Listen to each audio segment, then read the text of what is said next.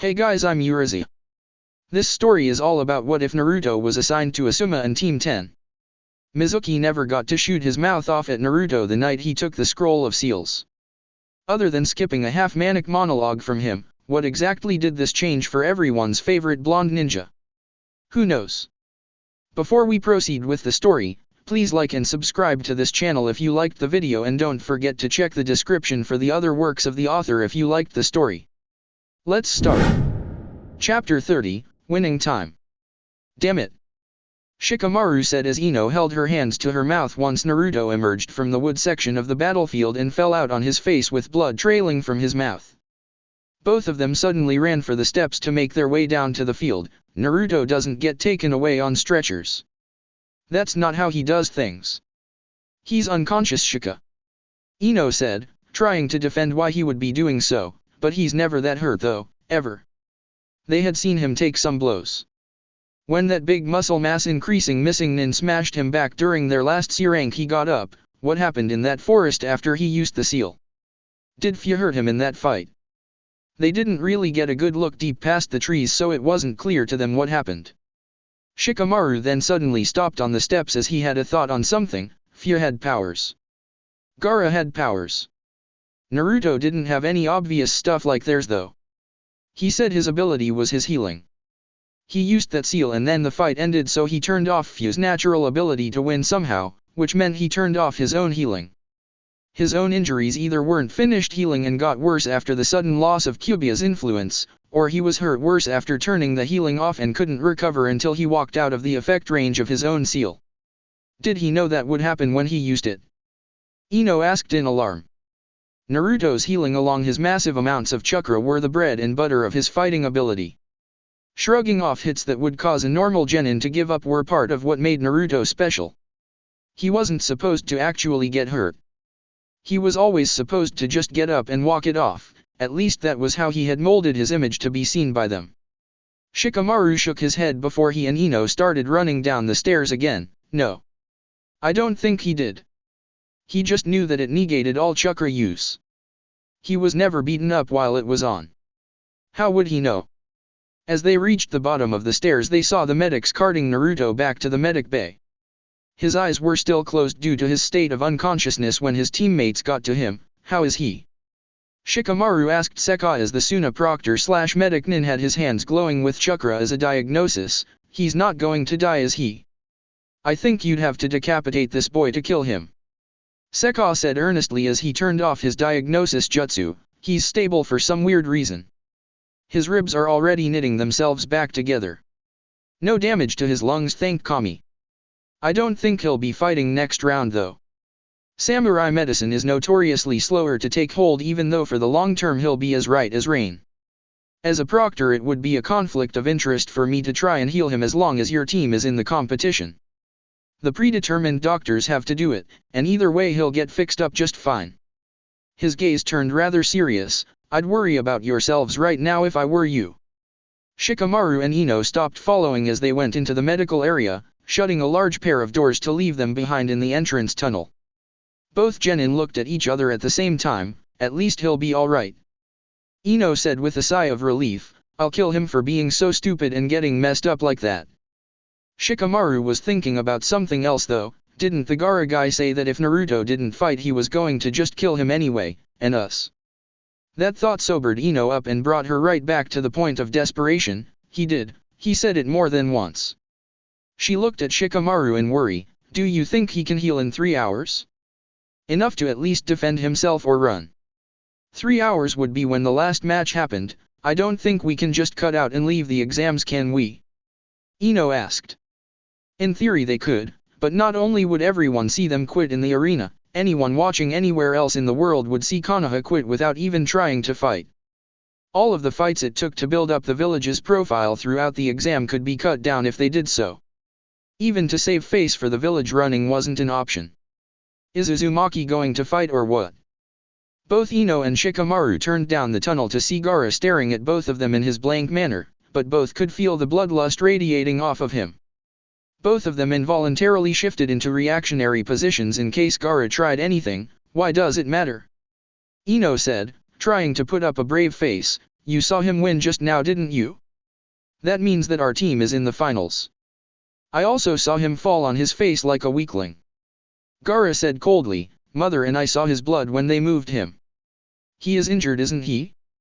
So will he fight? Because if he isn't, I'll simply put him out of his misery now for wasting my time. The pop of the cork coming off of his sand sent a shiver down the two remaining Team 10 members' spines. He was dead serious. He would go right in there and kill Naruto in front of the medics and everyone. And if they tried to stop him, he'd kill them too. They would never even get past him to begin trying to find Asuma before Gaara got to Naruto. I told him I would kill you both too. Gaara informed them, his sand starting to hover in front of them. If he didn't fight, I said that I would definitely kill the two of you. It started moving towards them. Thinking fast on his feet, Shikamaru had one choice to make to give them all a chance. It wasn't good, but it was the only shot they had at the moment to buy some time. It's a good thing he'll be front and center come showtime then, huh? He said, putting a bluff of a smirk on his face. Ino looked at him in shock, hearing what he was going to say. Do you really think someone like Naruto won't be up in 3 hours? He'd only need half of that if the rules said so. He's bluffing. Ino finally realized. There was no way to say when Naruto would be up, if it would even be today, nothing like that. Gaara didn't know that though, and the confident way Shikamaru was talking was enough to convince Gaara, who seemed desperate to fight a true battle against Naruto. If you kill us, then you'd really be jumping the gun. Shikamaru continued with a shrug, it's not really up to anyone but you if Naruto fights you. He just got through fighting one Jinchuriki, so of course he's going to need a bit to rest. Gaara just stared blankly at the fast-talking Nara before turning around and walking away. Now, or later, I guess it doesn't really matter when I kill him. I will hold you to that, however. Both of you are going to die regardless if he doesn't show up. I'll see to it myself. And I will get him anyway. The echo of Gaara's footsteps in the tunnel left their ears, getting Ino to lean against the medical bay doors and slide to the ground. That was close, she said, wiping a cold sweat away from her brow. So we can't quit without a fight, or else we look like cowards and Konoha's going to end up paying for it later. Shikamaru said, explaining their choices. If Naruto doesn't show and isn't ready for action by fight time, that guy's going to crush us before we can even scream. And even if he is ready, is his healing really that good that he'd help us put up a fight? Ino held her head in her hands and shook it around. I should have just stayed in bed this morning. It was nice in bed, all warm, and I didn't even care about fighting anyone or getting killed or anything. She pulled her knees to her chest as Shikamaru took a seat next to her on the ground. What are we going to do, Shika? Even if the village's reputation wasn't in the equation, even if we did quit once the fights began and we threw the whole thing to save ourselves, he'd get to Naruto before we could stop him. Shikamaru said with a sigh as he thumped the back of his head off of the door one time to show his stress. It's not just about us, Ino. But Naruto always had our backs whether we wanted it or not. Ino nodded before the two just sat in silence, not caring about moving for the time being. So, we're fighting to try and stop that guy, aren't we? Yep. Do you have an idea? I've got bits and pieces worked out here and there. Most of the final ones I come up with suck though. Beautiful, and how long do we have again? Less than 3 hours. 2 hours, 41 minutes until the final match. What do you mean I can't see my brats? Asuma said to the head samurai that seemed to be separating the spectator section from the area of the arena where the competitors dwelled. I've got one that got carted off to the medical bay and I can't even go back there. The 5 samurai watching over the area stood fast though, even in the face of the perturbed Jonin. Our orders were that the genin still in competition could receive no counsel with their Jonin. The chance of you slipping them advice of some sort is too high, and this is meant to test their capacity as shinobi. The reason your companion was allowed back last time to see her squad was because they were already defeated. Whether or not one of your students is in the medic bay, he is still in the competition. He is fine though, we can assure you that he is not in danger. That wasn't necessarily good enough for Sarutobi Asuma. The only thing keeping him from making a scene was the combination of spectators taking the 3 hours to wander about getting a good look at him, the fact that Kurene's team was there and he was supposed to be an example, and the fact that Kurenai herself was there with a hand on his shoulder as a method of trying to keep him calm. Asuma stood there with his fists clenched before turning around and walking away into the crowd of people that cleared out of the way of the perturbed Jonin. "Asuma, wait," Kurenai said as she and her genin walked to catch up with him. "Calm down, okay? Just take a few deep breaths." He stopped trying to leave them in the dust and stopped before pacing about. "Fine, just give me a minute." Man, having a team to worry about was taking all of his cool away and making him age faster than those demmed cigarettes were. Well, if it isn't Sarutobi-sensei's little brat. Asuma, Kurenai, and Team 8 saw a blonde woman with a sizable chest area coming towards them with a pig following behind. "Tsunade hime." Asuma and Kurenai said simultaneously. Tsunade nodded at being recognized by the younger pair of Jonin before she turned to Asuma. "So I'll go out on a limb after hearing and seeing you just now, and I'll say that those brats that just won are yours." "Yes," Kurenai said, speaking for Asuma, who in turn just glared back at the samurai set up on guard. "The little blonde one that fought last, Naruto, he's kind of worried about him. Plus with the team that they're supposed to fight later today." She just left it at that. Everyone had seen what Gaara could do, and Temari and Kankuro knew how to handle themselves as well, to say the least. "Well, I can't believe I'm saying this, but I honestly wish I could help the runt out," Tsunade said matter-of-factly, getting a set of surprised looks from everyone she was speaking to. "I have a load of money on the team he's on, and if they can do it again and win, I'm free and clear of my debts, in this country anyway." Asuma gave her a deadpan stare. He thought his old man was just exaggerating when he said that she sucked at gambling. Thanks I guess." He blinked and looked around, realizing that something was off, or missing, or something. "Wait, where's Shizune? The last time I saw her she was back for the Chunin exam where we got promoted." Kurenai's eyes widened in realization. She remembered that Shizune was pretty much in their generation, and they knew she had left and had been traveling with Tsunade. "Where is Shizune?"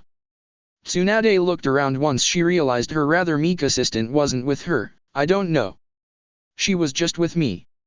This was the second time this had happened in 3 days. She must have gotten separated in the crowd somehow, Tsunade said with a frown on her face. 2 hours, 15 minutes until the final match. Depths of the arena, Medical Bay. Ow. Naruto groaned weakly as his eyes cracked open. "Stupid lazy fuzzy bastard," Naruto muttered in reference to the Kyuubi. The stupid thing had taunted him and chewed him out while he had been unconscious about turning the healing ability off without realizing what he had done. Can't a guy make a mistake, a painful mistake? His vision stopped swimming long enough to notice one of the helmeted and lower face mask wearing samurai medics with glowing green hands standing over his body. He was sans shirt to reveal the large and nasty deep bruising on so many parts of his body that showed just how bad his injuries from Fu had been. Naruto knew enough about medical ninjutsu to refrain from moving to allow the person healing him to work without problems. Wait. Glowing green hands? Medical ninjutsu? Samurai medics didn't use medical ninjutsu, they didn't have ninjutsu, they had their own treatments that involved chakra, but he had already seen more than enough to know that this damn sure wasn't what they used. Ever. Who are you? Naruto managed to get out before the strange samurai medic put a finger to his lips to silence him. Be quiet, Naruto-kun. A familiar female voice said that immediately triggered his memory to 2 days ago. Seeing his eyes widen in realization of who was helping him, Naruto tried to talk, but the inability to move his mouth the right way sort of muffled him. Yes. It's me. Just be calm and let me heal you, alright.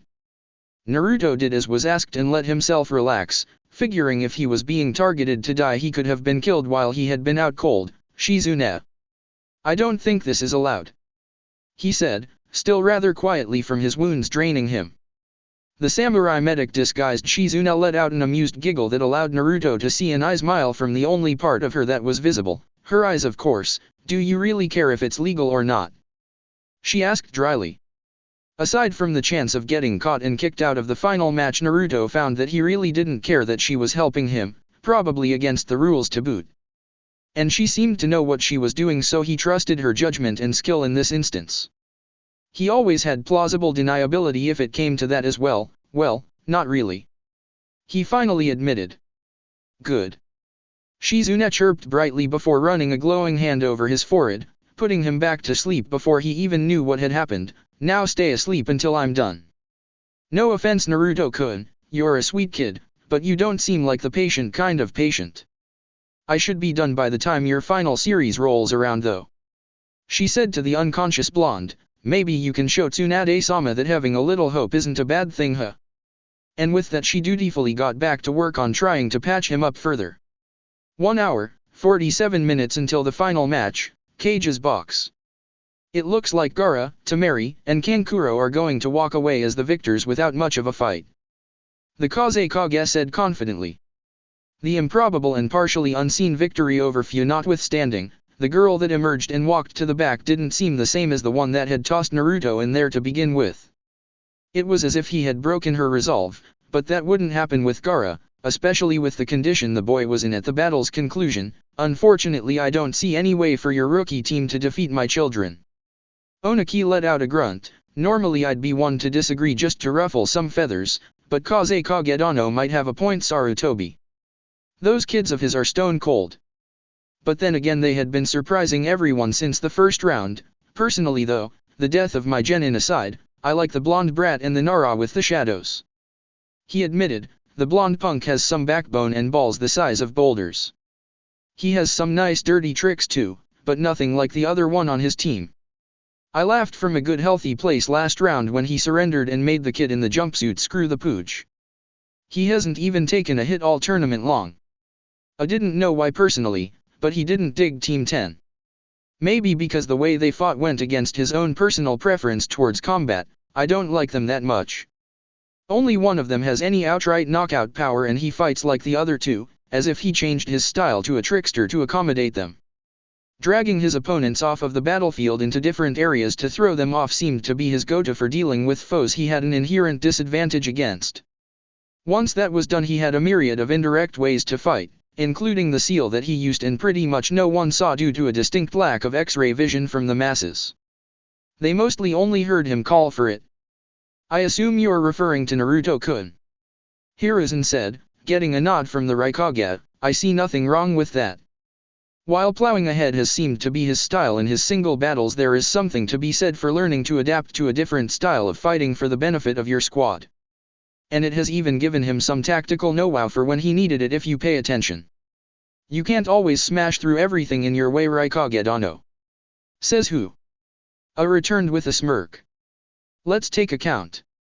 Oniki said in a teasing manner. How about the time around 50 years ago when Kumo cornered old Saru's squad and when your entire Kinkaku force tried to take them down you only managed to jump on the Nidaime Hokage? A major blow for certain, if Saru here hadn't had the title of Hokage bestowed upon him right before Tobirama ran himself out into the open as bait. And he still killed over half of them by himself. Oniki said, carrying on now that he knew he had A's attention. Or what about the time you tried to take that other Uzumaki girl from Konoha? And guess who showed up and killed every last one of the capture squad that took her? And then when you yourself went after him, what happened when you and your brother tried to beat him? And then the several times after that you tried to fight him. I get your point, Chuchikage Dano. I said, gritting his teeth to hold back his anger as the oldest Kage amongst them poked fun at him and his village. Wait. Uzumaki? Is that boy related to them? He asked Hiruzen, getting dry looks from every other Kage in the box as well as Mifune to boot. Is that strange chakra that he used in battle like the kind that the woman we tried to abduct had? Hiruzen just stared at A before blinking and returning his attention to his pipe. Yes. Let's go with that. It wasn't necessarily a lie, but the entire story wasn't known by him and it didn't need to be said aloud to anyone other than the person that it directly related to. Things were already being pushed with Oniki knowing about a little yellow secret. 34 minutes until the final match, depths of the arena, Medical Bay. Shizune was in abject awe of how well Naruto was recovering. It was so fast. Faster than it should have been with the complicated nature that internal bleeding had and the problems such injuries presented. The extra blood rolling through places where it shouldn't have been had been extracted, the hardest part, and a quick plasma pill she forced him to swallow gave him right back what he lost. From there it had merely come down to working on his injuries themselves. It took a hell of a lot of chakra to get that far with it though. You should be just fine in no time. Shizune said, still speaking to her unconscious patient as her green hands ran over his torso. Her chakra-coated hands ran over his navel area and a strange pattern appeared on the bruised flesh, causing her to stop and stare for a moment. Whoa, that's not a tattoo. Naruto-kun, are you a dash? Well, it more than made sense after the last fight, to think, this is the same poor kid that the Yondaime Hokage stuck the Kyuubi with. Shaking her head with a modicum of pity, Shizune returned to healing his wounds. I thought the samurai had done all the treatment they could here to keep him stable until the end of the competition. Shizune froze and held back the urge to let out a squeak at the sound of Seka's voice as he walked up behind her, apparently looking over her shoulder before she let her jutsu drop. That looks a lot like Shaozen Jutsu, mystical palm jutsu, in my own experience with it anyway. He said, commenting on the jutsu he already saw her using. Oh no. I'm so dead. Shizune thought to herself while standing frozen, I wonder. I could probably knock him out and hide him until the tournament was over. But then he'd still wake up and get free before the results were all in for the promotions and he would still tell that I did this. Naruto-kun's team would get busted anyway and blacklisted. She definitely wasn't going to kill the guy. Then she and Tsunade really would find it to be hell making it out of the country. A nod of Seka's head preceded him, clapping samurai medic disguised Shizune on the shoulder and turning to leave. I'm glad to see that the samurai are working to develop more fast-acting techniques to heal patients in real time for future battles. It's about time they broke that. Carry on, he said as he walked away. Shizune could only blink behind her partial face mask that she had not been exposed for healing Naruto. She was clearly using ninjutsu, something no samurai, even a medic, would do. But not one to look a gift horse in the mouth, especially when she was still on the clock to finish. Shizune got back to work. Even if I finish, if he gets up and leaves, it'll only be enough to hold him together until he can get some actual rest. Once he goes out and fights, it'll be a patch job to keep him in one piece to get anything done at best. But it was most certainly better than nothing in any case. Thus she continued dutifully repairing Naruto's body with her chakra. Walking along just outside of the medical bay was Seka. As the main medic of the exams, he had to ensure that Naruto wasn't going to die before the end of the exam altogether, even if he himself wasn't allowed to treat him out of a conflict of interest. The samurai had already laid the groundwork for his body to begin healing, but the problem for a shinobi in this exam was that it was such a slow process he would never be ready in time. However, rules didn't say that a medic nin couldn't treat injured fighters, just that as a proctor he couldn't, and the thing was that there weren't any other medic ninja in the village, if not the entire country at the moment. Medic ninja were important assets to shinobi villages, so having them gallivant all across the continent to the ass end of the north for an exam wasn't really prudent practice. So either Konoha brought a ringer in the form of a medic ninja, which was next to unforeseeable because no other country had the foresight or the mind to do so, what with Tetsu no Kuni providing the default medical treatment anyway and was improbable, or they would have been using her from the start, or this woman wasn't really aligned with Konoha in that manner, she just wanted to help the kid out, and she disguised herself in order to try and do so more easily without being caught.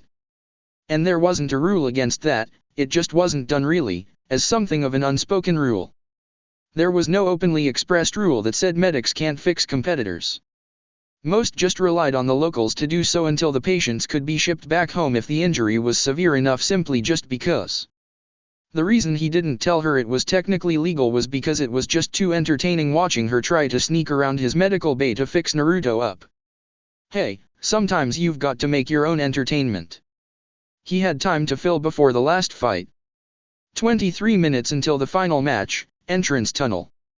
Ino let out a humorless chuckle as she and Shikamaru hadn't really moved from their seated spots to walk around the area provided for competitors, not even once since sitting down against the doors to the medic bay. That idea really sucks.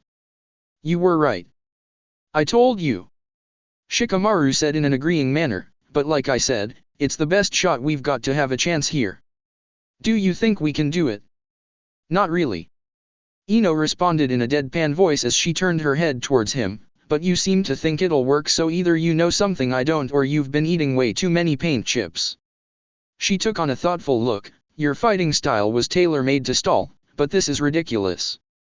Shikamaru gave her a glare with no real intensity behind it. If you've got a better idea, I'd absolutely love to hear it. Otherwise please put a sock in it, Ino. Battlefield etiquette says you can't judge a battle plan while the fight is in session. You have to wait until it's over first. We haven't even started, and you didn't even come up with anything. Instead of rising to the accusation, Ino got up and started to stretch herself out, having not moved for over 2 hours. You know how they say too many cooks spoil the dish? Well, if the dish sucks in the first place, then why make it worse? Troublesome woman.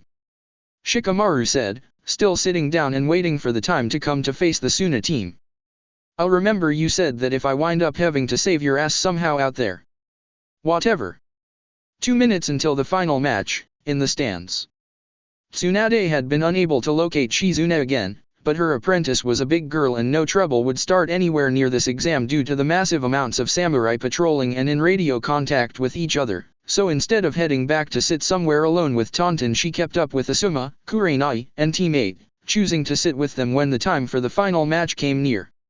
She sat on one side of Asuma while Kurenai sat on the other with Team 8 on her other side. You know, I told your father that smoking would kill him one day. Tsunade remarked once she saw Asuma pull a pack of cigarettes out of a flak jacket pocket. Of course that would be the one thing that you'd have picked up from him. Asuma rolled his eyes as Kurenai nodded her agreement to Tsunade's statement. He keeps saying that he's not like Hokage-sama and yet he's just as stubborn about his tobacco. You have a nicotine addiction and what's worse is you passed it on to your student. She said in a scolding manner. You know how impressionable young genin are. Right now Asuma was quite certain that despite how beautiful the two women surrounding him were, this was what it was like to be a rooster surrounded by two clucking hens that could kick his ass if he decided to mouth off. He had to choose his words wisely. Okay, first of all, Kurenai, I didn't influence Jack. Naruto lied to you in a desperate and futile attempt to cover his own ass. I know for a fact he never had a single cigarette in his life until you made him chain smoke like 50 of them in a row. So it's your fault. Her red eyes widened at that and she turned away with a blush. Second of all, I am a grown-ass man, that is all. Third of all, the smoke doesn't get in my lungs because I coat my organs with a fine sheen of wind chakra, and even if I didn't, dad's damn near 70 and we're ninja, so me dying isn't an issue here. Tsunade just stared at him before turning back towards the field to wait. Did it feel good to get all of that out? Asuma nodded calmly. Good. Now let all of that pent-up tension build back up so you can freak out during your team's fight. Thanks for that reminder. Asuma said, subconsciously opening his pack of cigarettes before he noticed Kurenai's eyes shift back on him like a hawk, forcing him to stash them before he lost those like the others. In response to this, Kiba once again made the whip sound with his mouth. Shut up, kid. Kiba shrugged. I wouldn't do it if it wasn't true. You're not setting a good example for being a positive male role model with a backbone, Asuma-sensei. He is setting a good example for teaching us to keep our personal physical and mental health intact around women though. Shino chimed in, I believe that is just as important in some cases. Hinata didn't say anything, she was just splitting her attention between glaring at both Kurenai and Asuma, not really knowing who to blame for Naruto's smoking, since while one was the cause, the other damn sure cultivated the habit. It was okay though. Sweet girl or not, if properly motivated she still had enough Hyuga glare in her for the both of them in spades. She stopped though once movement made itself seen from the tunnel. Look. It's starting. She said quietly, even thought it still got their attention. Once it was seen that Shikamaru and Ino were coming out alone, Tsunade stared at her wager stub wistfully. Well, there goes that chance. She said to herself. Her eyes turned towards the nearby stairs at the sight of a dark figure's motion, and once Taunton started oinking it really got her attention. Shizune. I've been looking everywhere for you, Tsunade-sama. Shizune said as she moved past spectators to reach the seat that had been saved for her. I'm sorry I got separated like that again.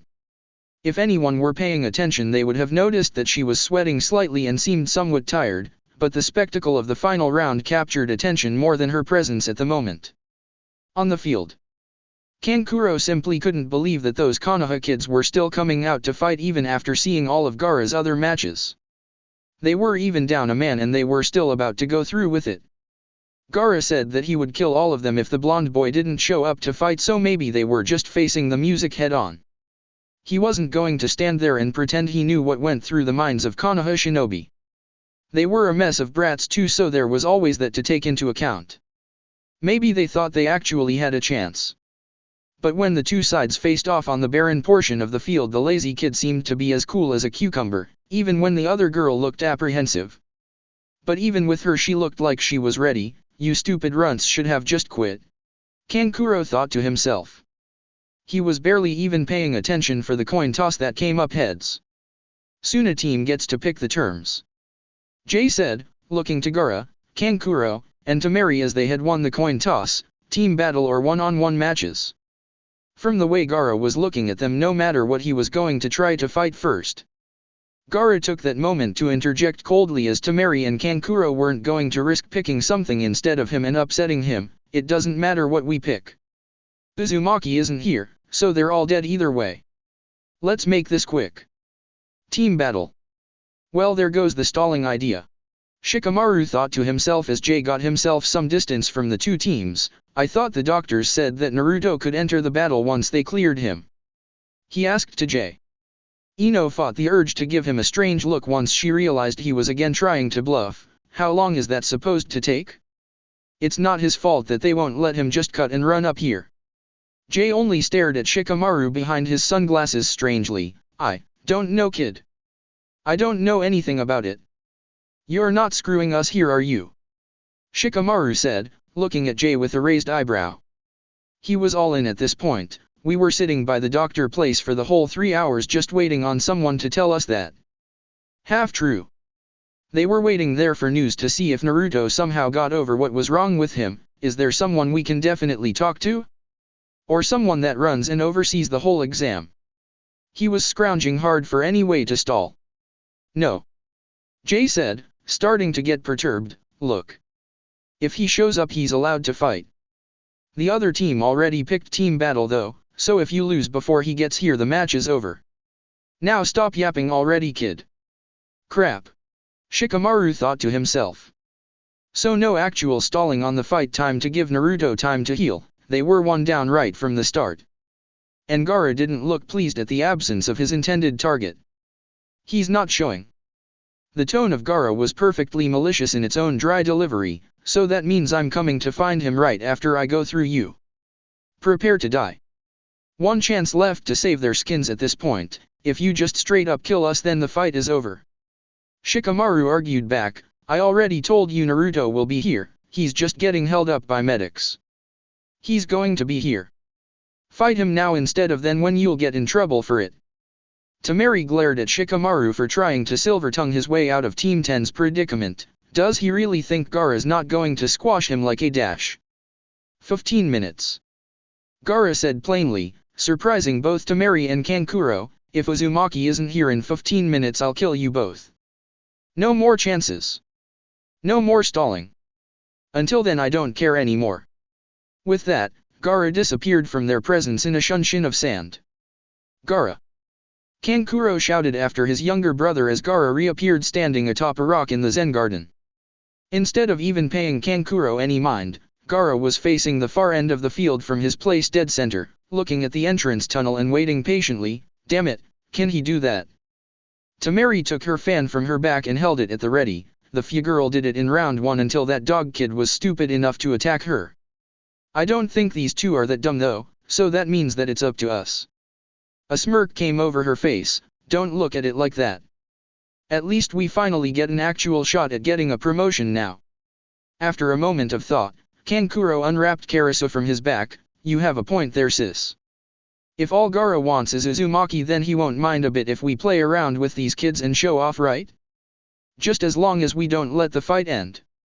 Shikamaru sighed, thinking that they would be scared enough of Gaara to leave them alone for him to stall for a true plan of action. You know that plan works, unless we just surrender now. Then you end the tournament without ever getting to show anything at all other than how scared of Gaara you are.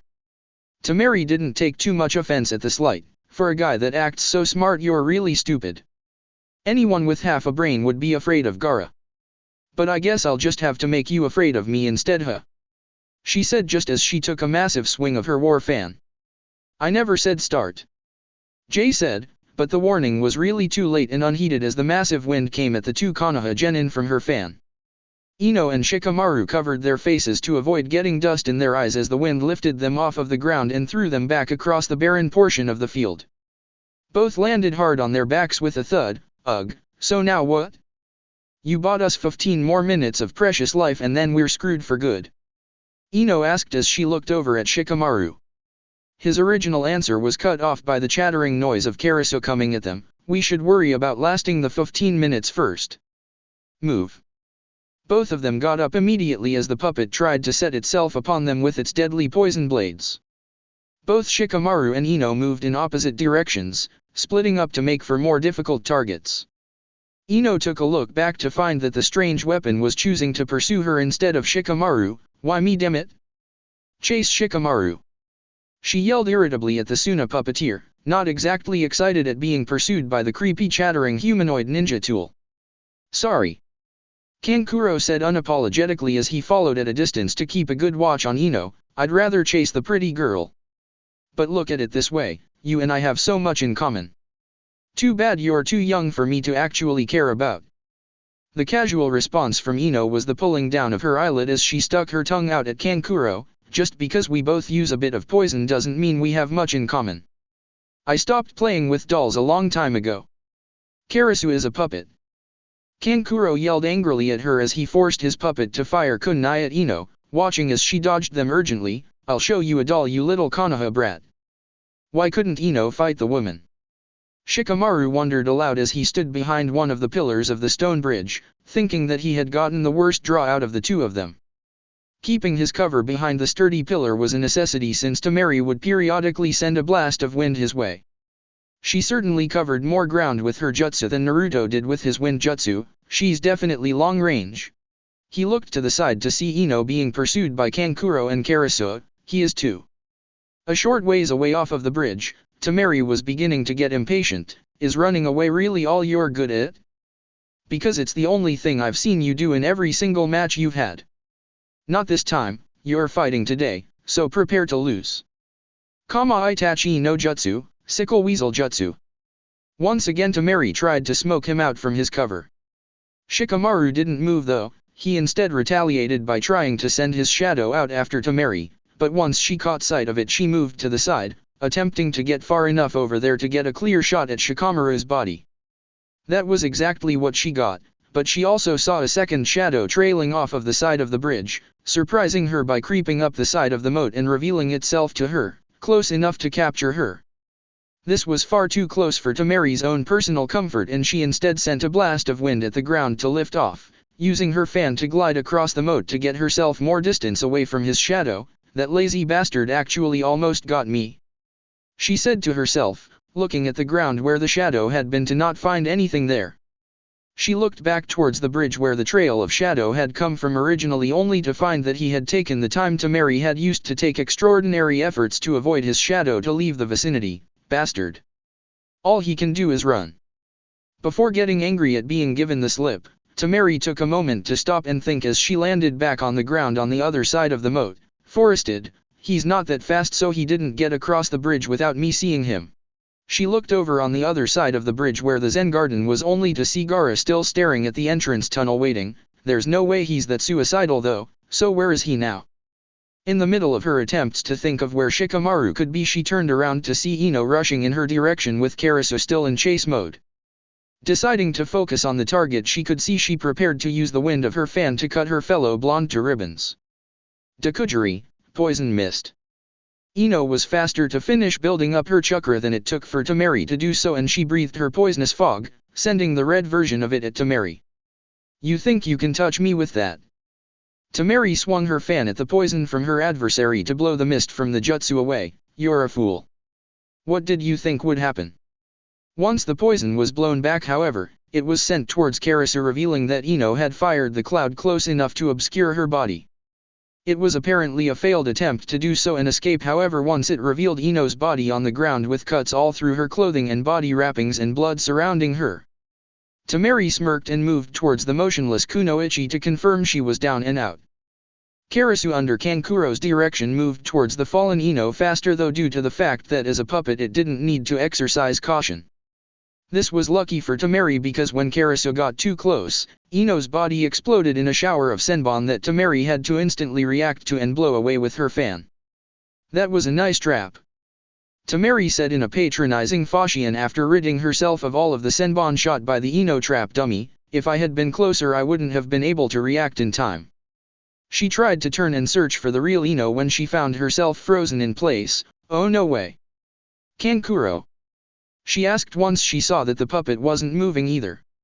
A shadow on the ground was stretching between her and Karasu. Hidden somewhere in the forested section of the field up on a branch to overlook things, Kankuro tried his best to manipulate his puppet but found that he couldn't budge it an inch. It was trapped just like Tamari was. Can he even do that? I thought that would only work on people. His thoughts on the matter came to an end when a salvo of senbon flew up at him, forcing him to jump down. So here you are, he said, facing down a drenched-looking Ino. Yep. The unhappy-sounding girl replied, moving her wet hair out of her face. This is the second time I had to get into that stupid mode. The first time I've had to by choice though, so at least it's better that way. You don't say. Kankuro said, still trying to move his fingers to move his puppet, failing to do so. So how'd you pull that move on Tamari? I made that stupid dummy more than a month ago and didn't know how I was going to use it. It was just sealed away in a scroll Goldie-kun gave me so I could break it out one day. Ino then frowned, and not just because she was soaked to the bone, but you can stop trying to stall just so you can figure out a way to move your puppet. As long as there's chakra in that thing then Shikamaru can hold onto it. With that being said, Ino spat a senbon from her mouth directly at the Suna genin. Seeing that there was no advantage to keeping one hand busy for contact with Karasu if he couldn't even move it, Kankuro relinquished control and broke his chakra strings to give him both hands to use against Ino since he figured he'd need them. And with that he dodged Ino's spat-out senbon. Crap, this stupid girl has more tricks than a few. And he didn't carry extra weapons on him other than Karasu. Gaara's just going to kill you anyway after you run out of time. Just give up and run away while you still can. He shouted as he retaliated and jumped at Ino to try his hand with taijutsu. Team 10 doesn't run away. Ino said, prepared to defend herself against Kankuro, we just retreat tactically. Shikamaru had finally moved from hiding to get close enough to Tamari for her to see him. She had tossed the fan once Shikamaru had forced her to with the imitation part of his jutsu, so now she was also unarmed. The two just stood staring at each other without moving before Shikamaru spoke up, so are you going to give up already or do I have to do something to take you down? A scoff left Tamari, what are you going to do, knock me out the stupid way you did the other round to that Taki genin? He didn't have the heart. They were both on actually solid ground this time. No nice soft land for him or a rock for her to crack her head open on. I don't really want to hurt a girl, Shikamaru admitted before his eyes turned more serious than she expected from him given his attitude, but this is more of a big deal than just trying to keep being chivalrous or anything stupid like that. In a few minutes we've got to deal with your brother. The one that doesn't wear makeup, and I already promised myself and my team that I would do what I have to back during the first time we all almost got killed. Shikamaru reached into his intentionally misplaced kunai pouch and drew one of the weapons. Tamari on the other hand drew no such thing. She had no kunai pouch in the strange place where Shikamaru drew his from, so when he drew his arm back to throw she did the same with nothing but air. Are you actually going to dash? I already told you.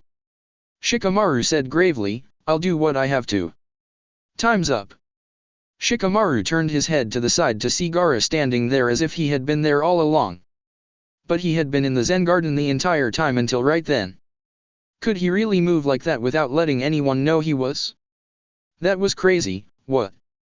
I said that your time is up. Gaara's tone was just as unamused and as dry as ever, but his sand was out and poised at the ready as if it were alive and set to attack, so now it's time to die. And without another word he set his sand off against Shikamaru, who had to break his control over Tamari to get a fighting chance at dodging. Once he did, Shikamaru stared at Gaara with a glare because this was worst case scenario, it hasn't been 15 minutes yet. He argued. All he needed was a little more time. He could go help Ino get Kankuro, and then they could try to defeat Gaara then. What happened to the deal?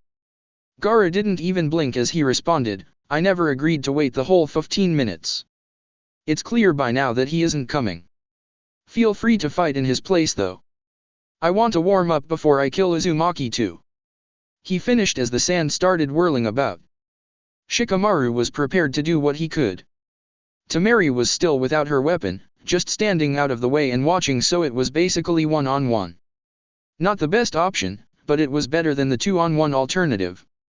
Then he saw movement from the forest area and saw Kankuro emerge holding an unresponsive Ino over his shoulder. "Oh no. Gaara," Kankuro said as he put Ino down on the ground and walked over to stand with said sand manipulator and Temeri, who had taken to standing by Gaara in a flanking position. "Sick of just watching us smack these runts around, huh?" "Shut up," Gaara said as both of his siblings stood next to him now before turning his attention back to Shikamaru. "Now die." Before Gaara could even raise his hand to send sand after Shikamaru, the sand rose up to block a kunai strike directed at the side of his neck from Kankuro. A momentarily wide-eyed Gaara turned his eyes towards Kankuro as the sand kept the weapon and the hand in place. "You're a fool." Temeri was utterly shocked and horrified. Not just because she was watching Kankuro attack Gaara, but because Kankuro seemed to have the balls to actually attack Gaara in the first place. "What are you doing?" Kankuro didn't answer, but Gaara did instead. "He's about to pay for being stupid. That's what he's doing." Kankuro made a half-ram seal with his free hand, but whatever he was about to do was just a bit too late as the sand started to bind down slowly with crushing force. Screaming out in pain at the punishment from Gaara, Kankuro still made the half-ram seal before shouting, "Kai, release." His body then collapsed to the ground, yelling in sudden anguish at his injury. At that moment, Ino's body sat up with a gasp before shouting in pain, holding her smashed hand, "Kami. I can't even get him off guard." He never saw the attack coming, he never had a chance to counter, he wasn't even aware it was happening, and it still didn't work. The stupid sand was totally automatic, and that was just unfair as far as Ino was concerned. "Ino." Shikamaru rushed over to her side to find that the bones in her right hand were just as crushed as Kankuro's. She had been in his body with her clan technique in order to get close enough to Gaara to attack him, thus she suffered the same injury that Kankuro had. Damn it, that was a good try though.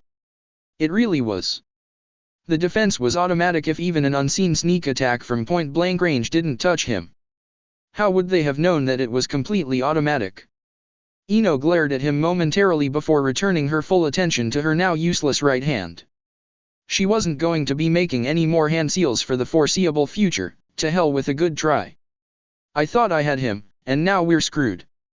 Shikamaru helped her stand up as she fretted over her unbearably painful injury. There is absolutely no way he saw that coming.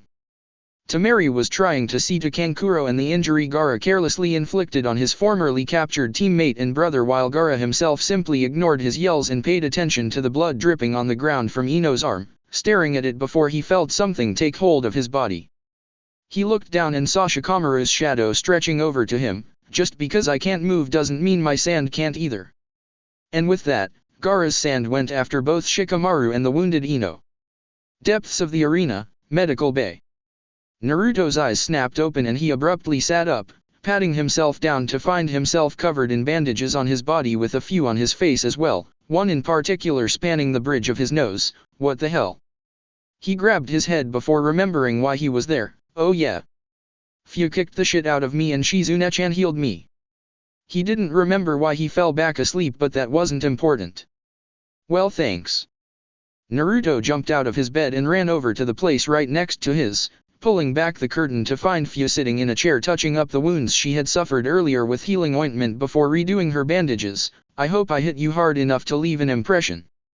I almost cried in public, you jerk. Thank Kami for the trees." "Phew," Naruto said questioningly, getting a stiff nod from the girl. "What's going on?" Fu looked up to him with her orange eyes and stopped treating herself. "I'm resting down here because it's quiet and I'm tired, and I'm patching myself up because your stupid surprise machete attack got me good enough to draw blood. I'm not letting some random doctor do it." She narrowed her eyes when Naruto put his hands on his hips as if to chide her. "What? I don't know them and I'm never going to see them again after today. Why would I even try to trust them?" A good enough point, he assumed. She still seemed rather hostile, but he did just beat her moments before. Wait, how long had it been since they had even fought in the first place? "How long have I been out of it for?" Naruto asked spontaneously, not seeing a clock in the entire medical bay for reference on the time. "I remember falling out on the field, waking up, and then falling asleep again." He would leave the part about Shizuna out for the time being. That was strictly need to know as far as he was concerned. And where's my stuff? Fia pointed over to a corner where in addition to Naruto's shirt, sandals, and gear her cylinder pack and arm warmers were. Trying to break down just what made this brat tick while she watched him rush to put on his shoes and his gear, Fia decided to ask a question. What you said to me when you had me beaten, you sound like you know something about it. Did it happen to you? Yep. Naruto replied brightly, hooking his machete back onto his pants. It was just one person at first, but now I've got my team and my sensei, all kinds of people now. It took a long time to find people that cared, but it wouldn't be the same if they weren't here. I don't know what I'd do. Maybe I'd be like Gaara, maybe like you. I'm not sure. He said with a shrug, I don't know enough about you to say. A frown came over Fia's face. I'll have to take your word for it then. I stopped trying to be around people after my powers manifested for the first time and I knew how they worked. It was just easier to be by myself when I realized that just not trusting everyone gave me a defense. I never had an actual sensei outside of the academy, and Doroba was my only perennial teammate, and he was a prick. Glad he's dead to be honest. Naruto stopped putting his gear on and walked over to Fia where she sat, noticing her tense up like she usually did. Didn't we go through this already? I don't want to hurt you and I'm not going to. If you want to I could be friends with you. A grin broke out as he continued once he saw Fia raise an eyebrow. I'm younger than you and everything, and we're not really from the same village but so what? Fia sighed, the village thing really doesn't mean much to me right now, and the fact that you're younger than me doesn't mean much since I don't remember the last friend I had period. She shook her head and chuckled, this is some kind of record low, the almighty Nanabe Jinchuriki cowing to a brat. I don't even feel like beating you up anymore. Thanks. Naruto said as he looked at how bloody his blue undershirt was and chose to go without it, throwing it on the floor and putting his short-sleeved windbreaker on with nothing under it, and you're not the oldest friend I have so I don't even want to hear that. Now where are my other friends? We have to get ready for the next match. At that utterance, Fia's eyes widened, what's the matter? She didn't know quite how to say it without just being blunt with it.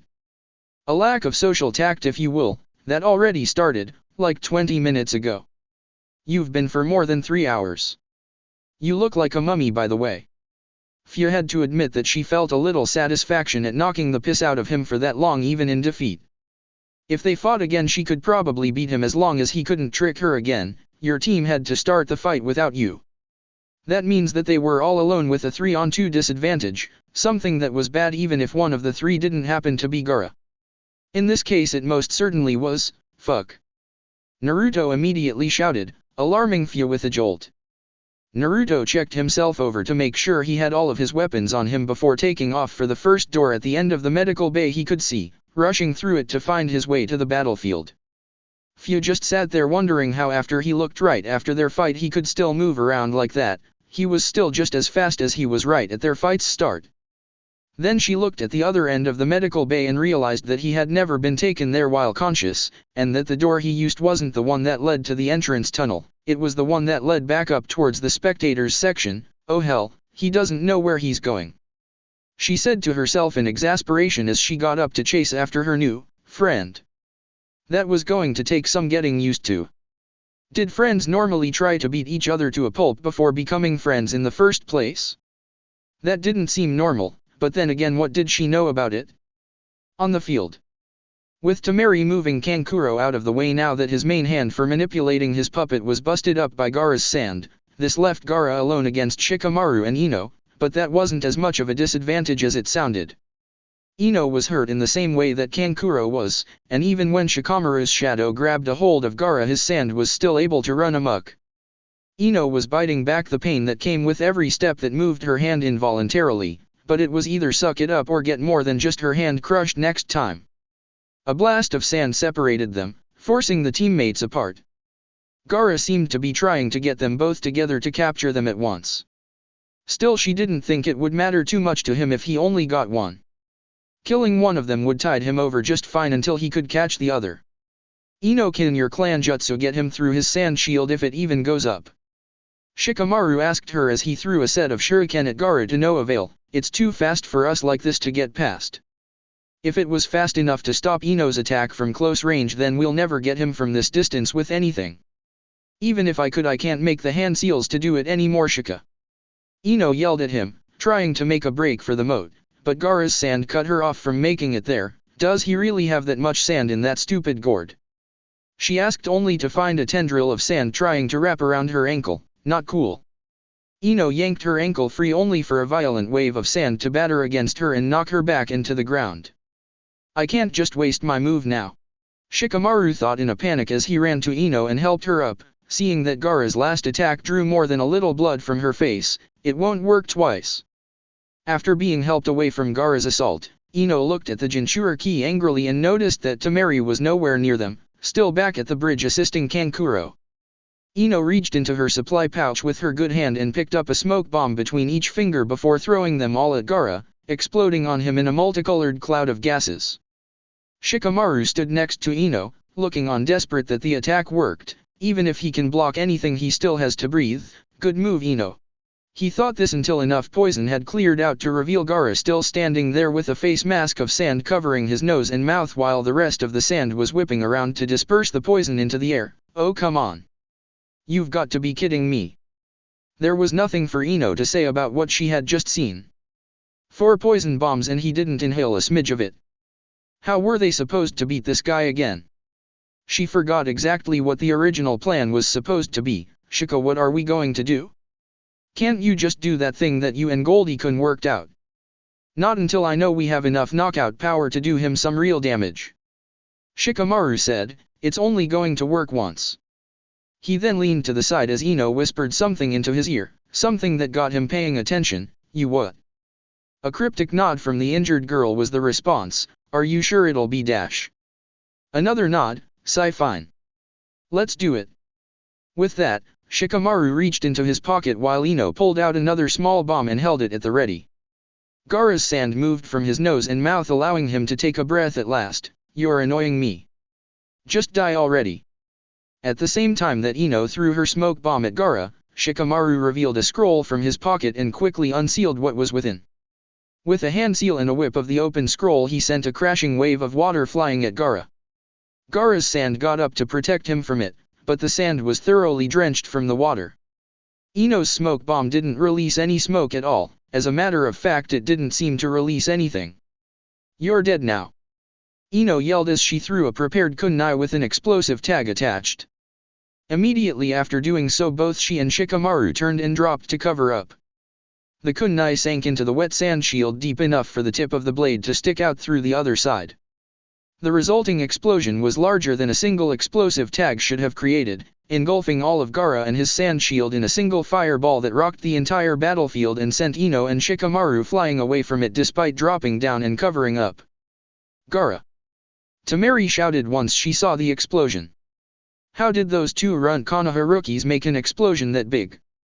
She set Kankuro against the railing of the bridge to rest and went to look for her fan that Shikamaru had forced her to throw into the moat. As impossible as it was to say, Gaara might have needed her help. Shikamaru coughed at all of the smoke covering the immediate area as he and Ino both sat up covered in soot and scuffs. Where the hell did you get a methane bomb? He felt the need to ask as Ino cradled her injured hand to her chest. I made it after that mission to the ranch. Ino said, in obvious pain and bad condition. We grow a lot of plants in the flower shop and we use a lot of manure. That's all I'm going to say about where the idea came from. It took forever just to make one though, and that was the only one I had. It totally worked though. She said, sounding somewhat satisfied at her little test. You didn't know if it would work? Shikamaru said incredulously as he got up and began to help Ino stand as well. Well, now's a hell of a time to test something, isn't it? Chill out already. I blew him away, didn't I? Ino argued back until they could hear the sound of ragged breathing off where Gaara had been. Both of them ran past the point where the ground showed the obvious effects of taking the explosion. No way, there's just no way he walked away from that. After running a ways past the site of the explosion, they found Gaara laying on the ground, his body covered in scorch marks. The thing about it though, was that his skin seemed to be cracked and flaking off in plates.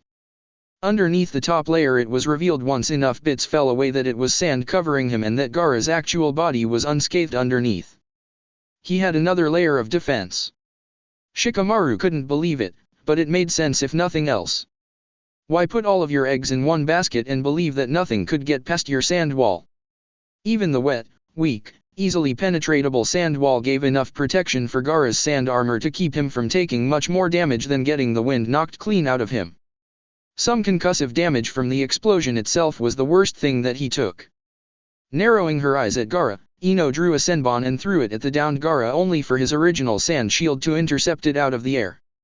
Out of options in her mind, she dropped to the ground on her knees. I can't believe it. Who on earth gets up from something like that? We still didn't scratch him. She was never going to muster an explosion that big. The only reason for the first one was the chemical reaction. Gaara slowly stood back up, staring murderously at Shikamaru and Ino. You. He lifted a hand to muster a mass of sand that he then sent flying at them both. Die already. Ino was about to make a break for it but realized that the sand from the site of the explosion, though charred from the attack attempt, was still active as it boxed them in. Shika. Stay still. Shikamaru said as he pulled out another scroll and spread it out on the ground underneath them. He made 2 hand seals and stepped on the center of the scroll, forcing a large amount of water out that covered both him and Ino as the sand tried to capture them both. I only have 5 of these. They were all the spare scrolls Naruto had left. Using them just to survive isn't a part of the plan. The force of the water defense was beginning to fade over time and both Ino and Shikamaru were forced to abandon it lest they wind up trapped within by sand. Both of them were able to force their way out of the sand that had been crashing around the water defense.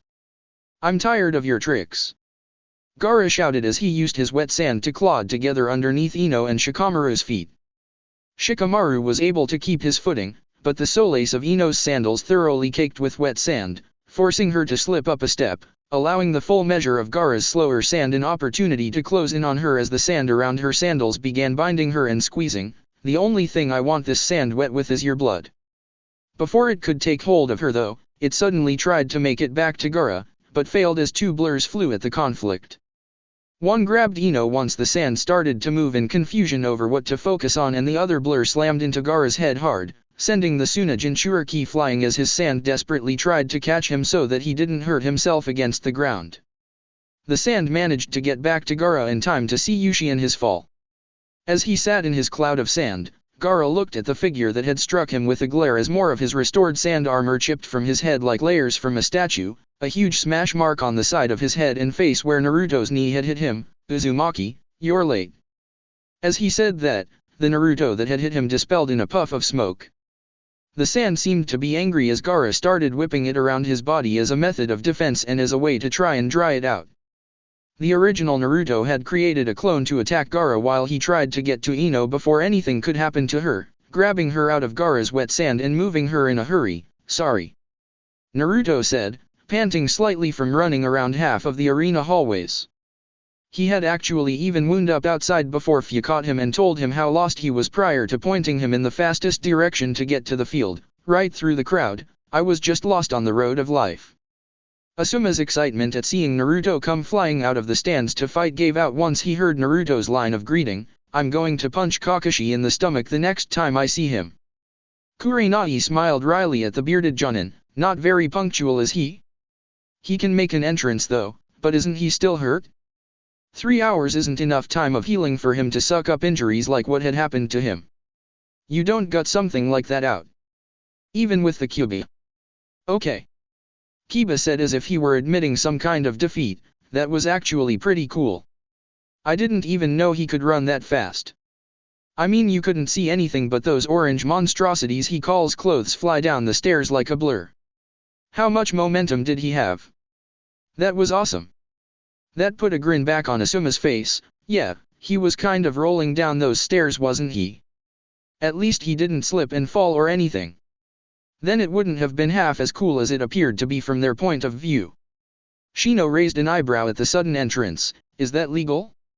To enter the match after it has already begun I mean? They have not called it off so I assume it is allowed. Naruto-kun still looks so hurt.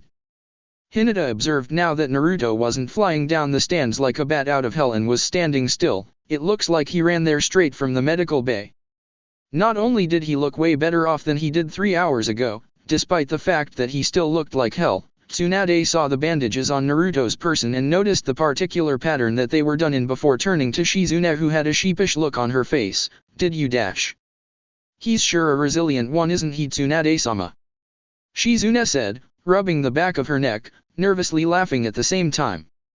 Ino, still being held up in Naruto's arms, blinked in response to what he had just said, mouthing the words he had uttered upon his arrival before giving up trying to make sense of why he had said such a thing. Goldie-kun, that whole road of life thing totally wasn't cool. If he hadn't said anything, it would have been something straight out of a movie, making his appearance twice as cool in her mind. Naruto looked at the fellow blonde in his arms in surprise. Really? I thought it was alright. Kakashi-sensei says that all the time and he's cool, isn't he? He said, ignoring the fact that they were in a fight until he noticed the very poor condition of Ino's right hand, the blood on her face, and the singe marks all over her person. Looking over, he saw that Shikamaru wasn't exactly in tip-top shape either. Are you guys alright? Well, we're not dead. Shikamaru said, never so happy to see such a beaten-up Naruto before in his life, so I guess things are as good as they can be at the moment. How are you walking and not puking blood right now? Last time we saw you You looked like a big bruised orange. Ino finished for Shikamaru before looking Naruto over, seeing the bandages covering him under the windbreaker, on his arms, and on his face. Now you look like a big orange mummy. She stood up on her own feet once Naruto set her down. You hit him. You actually hit Gaara. Yeah, I did. I know, I'm awesome. Naruto said, sounding pleased with himself before realizing something important. That he had actually hit Gaara. Actually his clone had hit Gaara, but it was still technically him. He had hit Gaara, clean. No sand in the way. And while it didn't look like he had felt it, that wasn't the important thing to take away from the accomplishment. Wait, how'd I hit Gaara? Last month 30 clones couldn't hit Gaara with explosive tags. Shikamaru had the obvious answer for that. You remember what I made you do last night? Naruto turned towards him and nodded. Yeah, you made me put my last 5 empty scrolls in the tub and fill it with water so I could seal the water away, you son of a dash dot. He then stopped to think, holy shit, that half-assed idea actually worked. You just kicked him in the side of the head, didn't you? Shikamaru replied, answering the question with one of his own while pulling out 3 more scrolls before tossing them to Naruto. Go nuts.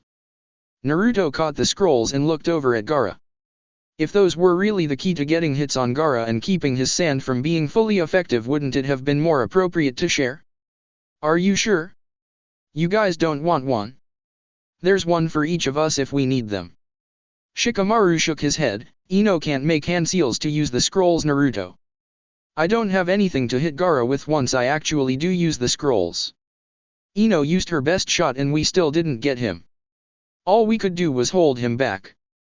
And you're sure that I can hit him? What makes you think I can hit him? Naruto asked with a raised eyebrow, getting a dry look from Shikamaru as if he had just asked a stupid question. Even Naruto had to admit that it kind of was. Fine, if we live through this I swear you need to get some more knockout power. Noted. Shikamaru said as Gaara's sand started showing that it was nearly dry again. Now kick his ass. He's been waiting just for you all day. The fact that Gaara's sand seemed to be just as fast as ever while whipping around him meant that he had finally dried enough of it out to use again in battle. Naruto placed the scrolls into the pockets of his windbreaker and patted them as he set himself at the ready to fight for the second time that day. Wow. I feel so special. At least he had help this time. Hey, you're not a genius. Who cares? Read this and you won't suck at Funjutsu, by Jiraiya. Happiness is a warm pocket full of explosive tags, insert innuendo here, that's what she said. There is no such thing as too many explosives. This is the main message you should take from this. Half of the reason you learned how to make seals in the first place was so that you could learn how to make your own endless supply of paper bombs, so you'd better not ever run out of them. Ever. There's simply no excuse. Nothing brings more unanimous joy to a real man's heart than the sight of something blowing up. Almost nothing, I should say, and the bigger the better. As a little boy, or girl, because let's be honest, you don't exactly hate explosions either, the first time you ever saw one go off and learned how easy they were to activate, you probably jizzed your pants. This is why the supply and demand for explosive tags are so high, and with inflation the price will only climb higher over time, another good reason that you learned how to make them. If you need to use explosive notes, then chances are you don't particularly care about the well-being of your target, or the immediate surrounding area. So go for broke. Remember, if an explosion doesn't solve the problem, then you clearly aren't using enough explosives. Chapter 31, Shakedown. Gaara stared at Naruto with him impassive, intimidating stare. I thought you were too broken to come out and fight me, Uzumaki. I was about to kill your friends and then come looking for you, he said coldly. Naruto drew his machete, not knowing how much good it would do but ready to use it if he had an opening. It hadn't done him much good a month ago, but a month ago he didn't have a way to hit Gaara either. Well, I'm right here, or am I? Gaara sent a wave of sand at Naruto that he jumped back out of the way of. Okay. I'm here. No clone. Now let's do this already. Kick his ass, Goldie-kun. I'm gonna, just hold on a minute. Naruto shouted as he ran in at Gaara, dodging the second attack of the wave of sand that had been sent at him by jumping clear over it with a boost from a clone that ate the attack in his place and was destroyed. After the clone was destroyed and the sand tried to engulf Naruto from the air, Naruto created two more clones right underneath him that he used as a springboard in midair. While Naruto jumped higher in the air, his clones underneath him tried to bat away the sand with their wind jutsu, Suishinki Haritsu Bunkatsu Sen, propeller burst splitter. Like a fan, the jutsu blew the grains of sand away, boosting the clones into the air while the original fell to the ground and ran through the sand that was being suppressed to the ground by his clones. Once the clones dispelled after their purpose had been served, the sand rushed back to chase after and attack Naruto, who was rushing towards Gaara. Naruto got close to Gaara and let loose a slash of the machete, but the sand beat him back to Gaara and ran interference in the form of a sand clone. The wind-charged machete cleaved through the neck of the clone before the sand that comprised the head of the construct rushed at Naruto's arm in an attempt to trap it. The sand was about to grab Naruto when he yanked his hand back sharply and formed a long-practiced single-hand seal with his machete in hand, Tajuyo Kage Bunshin no Jutsu, multiple shadow clone jutsu. A tightly packed mass of 20 Naruto clones formed immediately around Naruto and desperately started hacking away at the sand to buy Naruto room to maneuver out of harm's way and head back towards Gaara, who was merely a stride away.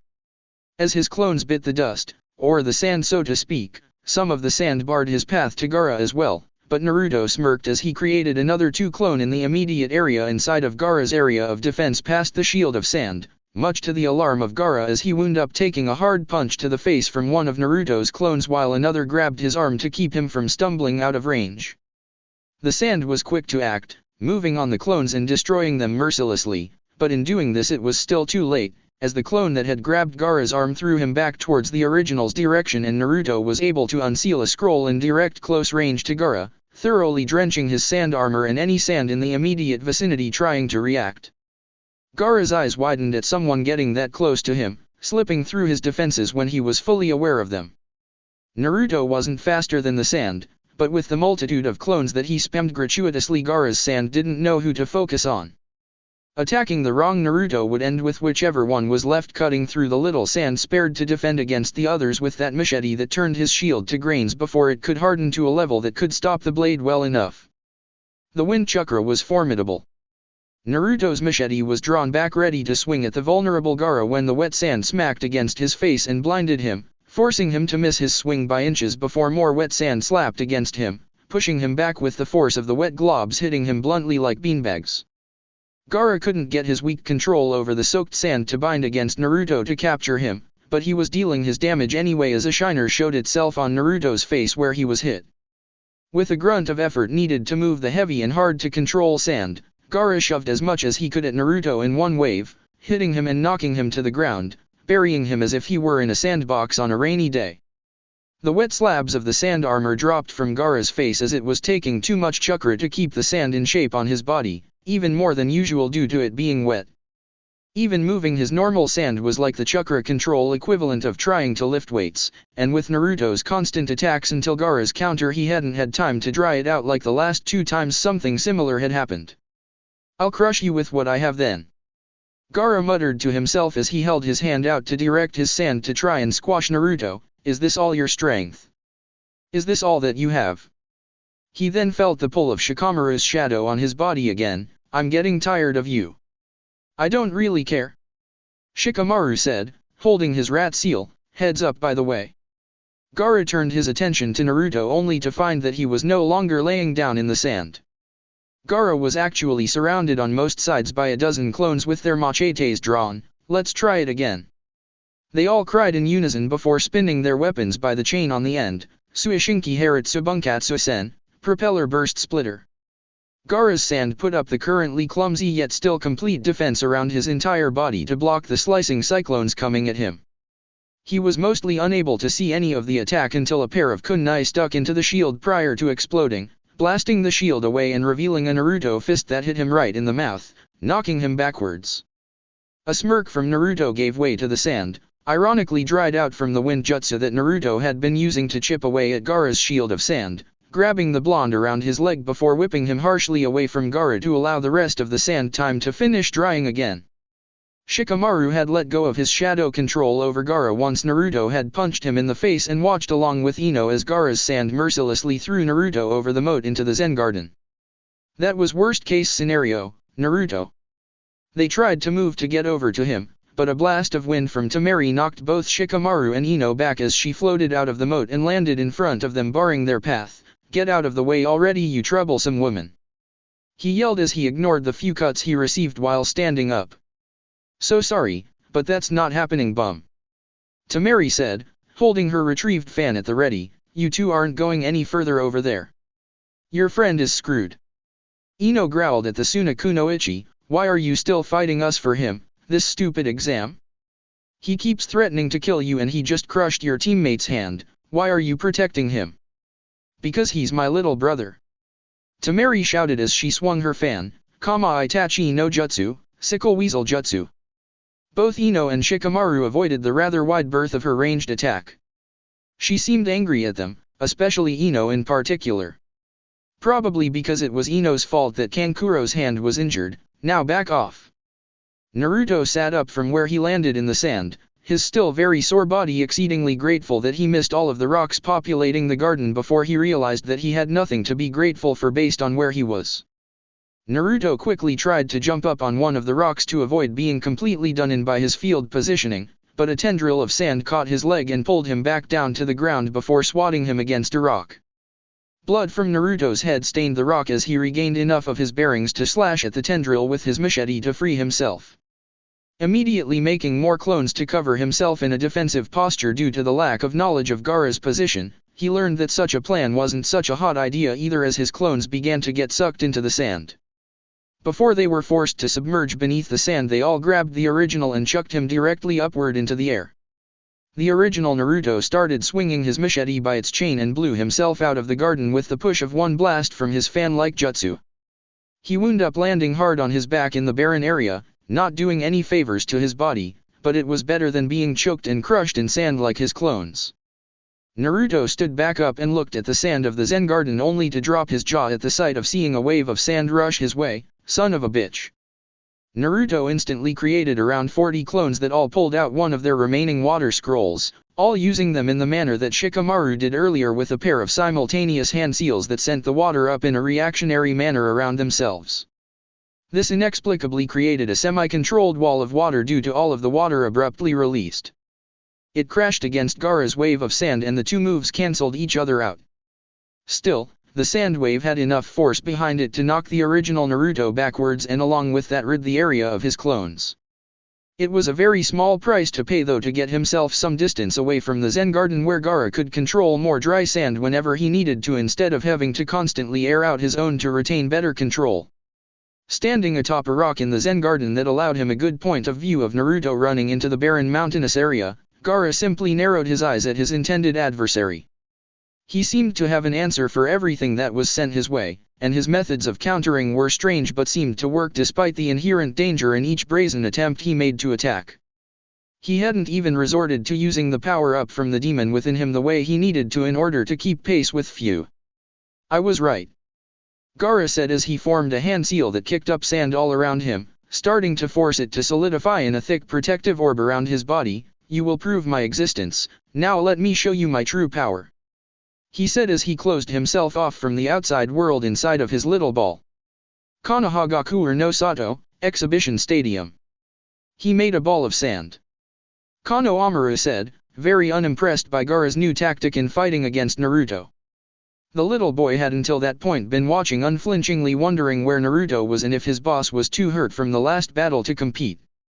When he appeared, it picked him right up, and with his spirits the enthusiasm of the entire class went with it. Now he was sitting on his hands again as the camera shots were split between Gaara's orb of sand, Naruto's expression as he thought about what to do about the orb, and Temeri's angry attempts to cut Ino and Shikamaru up with her wind. Boss had a lot of trouble getting through the other sand. Udon said, having observed the fight thus far.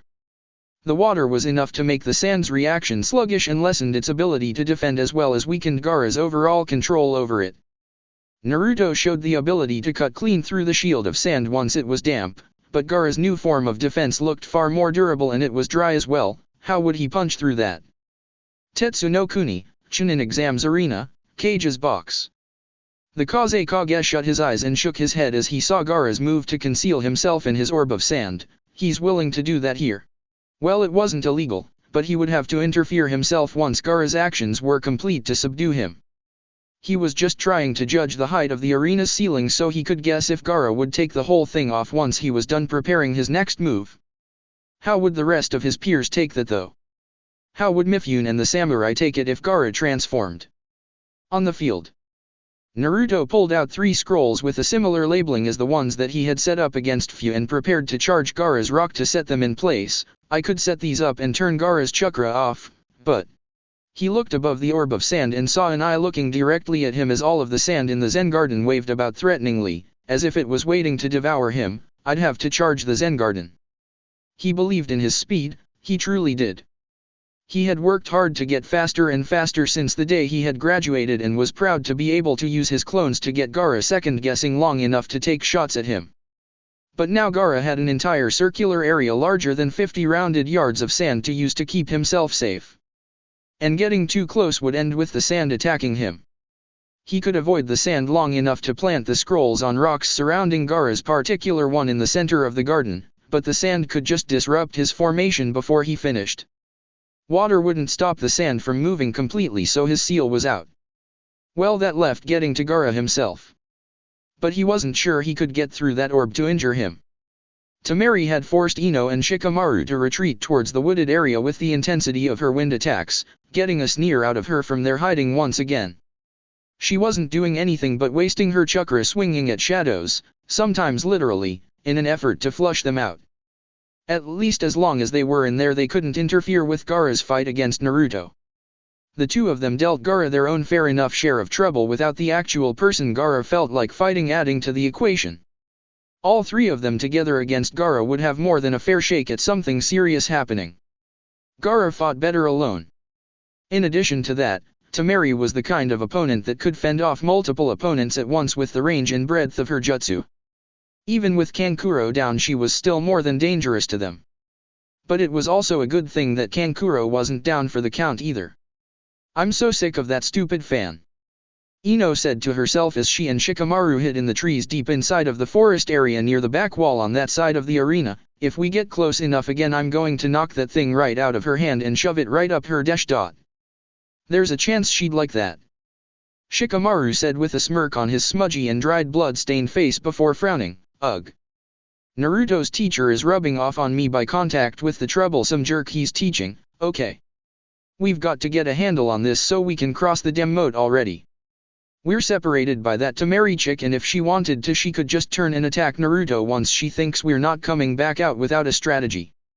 Hearing that not only would Naruto have to deal with Gaara but also possibly Temeri by himself if they didn't hurry up and defeat her, Ino grabbed Shikamaru and placed him in a crouch before grabbing his hands and setting them in a particular position against each other, commonly referred to as his thinking pose. Come up with something that will work and do it now, damn it.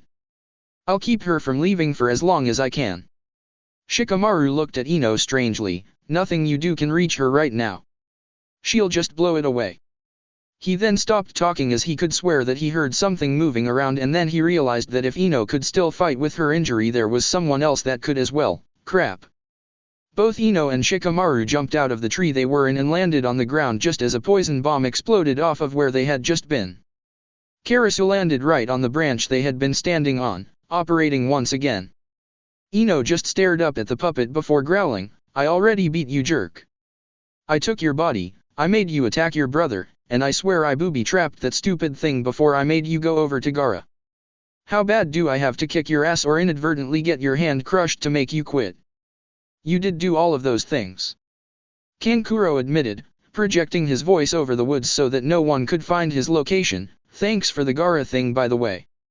I just love controlling my puppet with my non-dominant hand," he said sarcastically, "but the match isn't over yet and I didn't get my pound of flesh back for that stunt you tried to pull, Blondie." Karasu started clicking as blades emerged from the arms and a set of scythe blades emerged from its chest. "How did you defuse the trap?" Ino asked him, getting a chuckle in response. "I didn't. It went off, but we used the same lethal poison that you trapped Karasu with." "Oh," Ino said, making a vacant popping noise with her lips, "guess I shouldn't have been going to kill with that one." "Nope. Well, in that case dash dot." Ino suddenly shoved Shikamaru hard away from herself as Karasu shot another poison smoke bomb at them.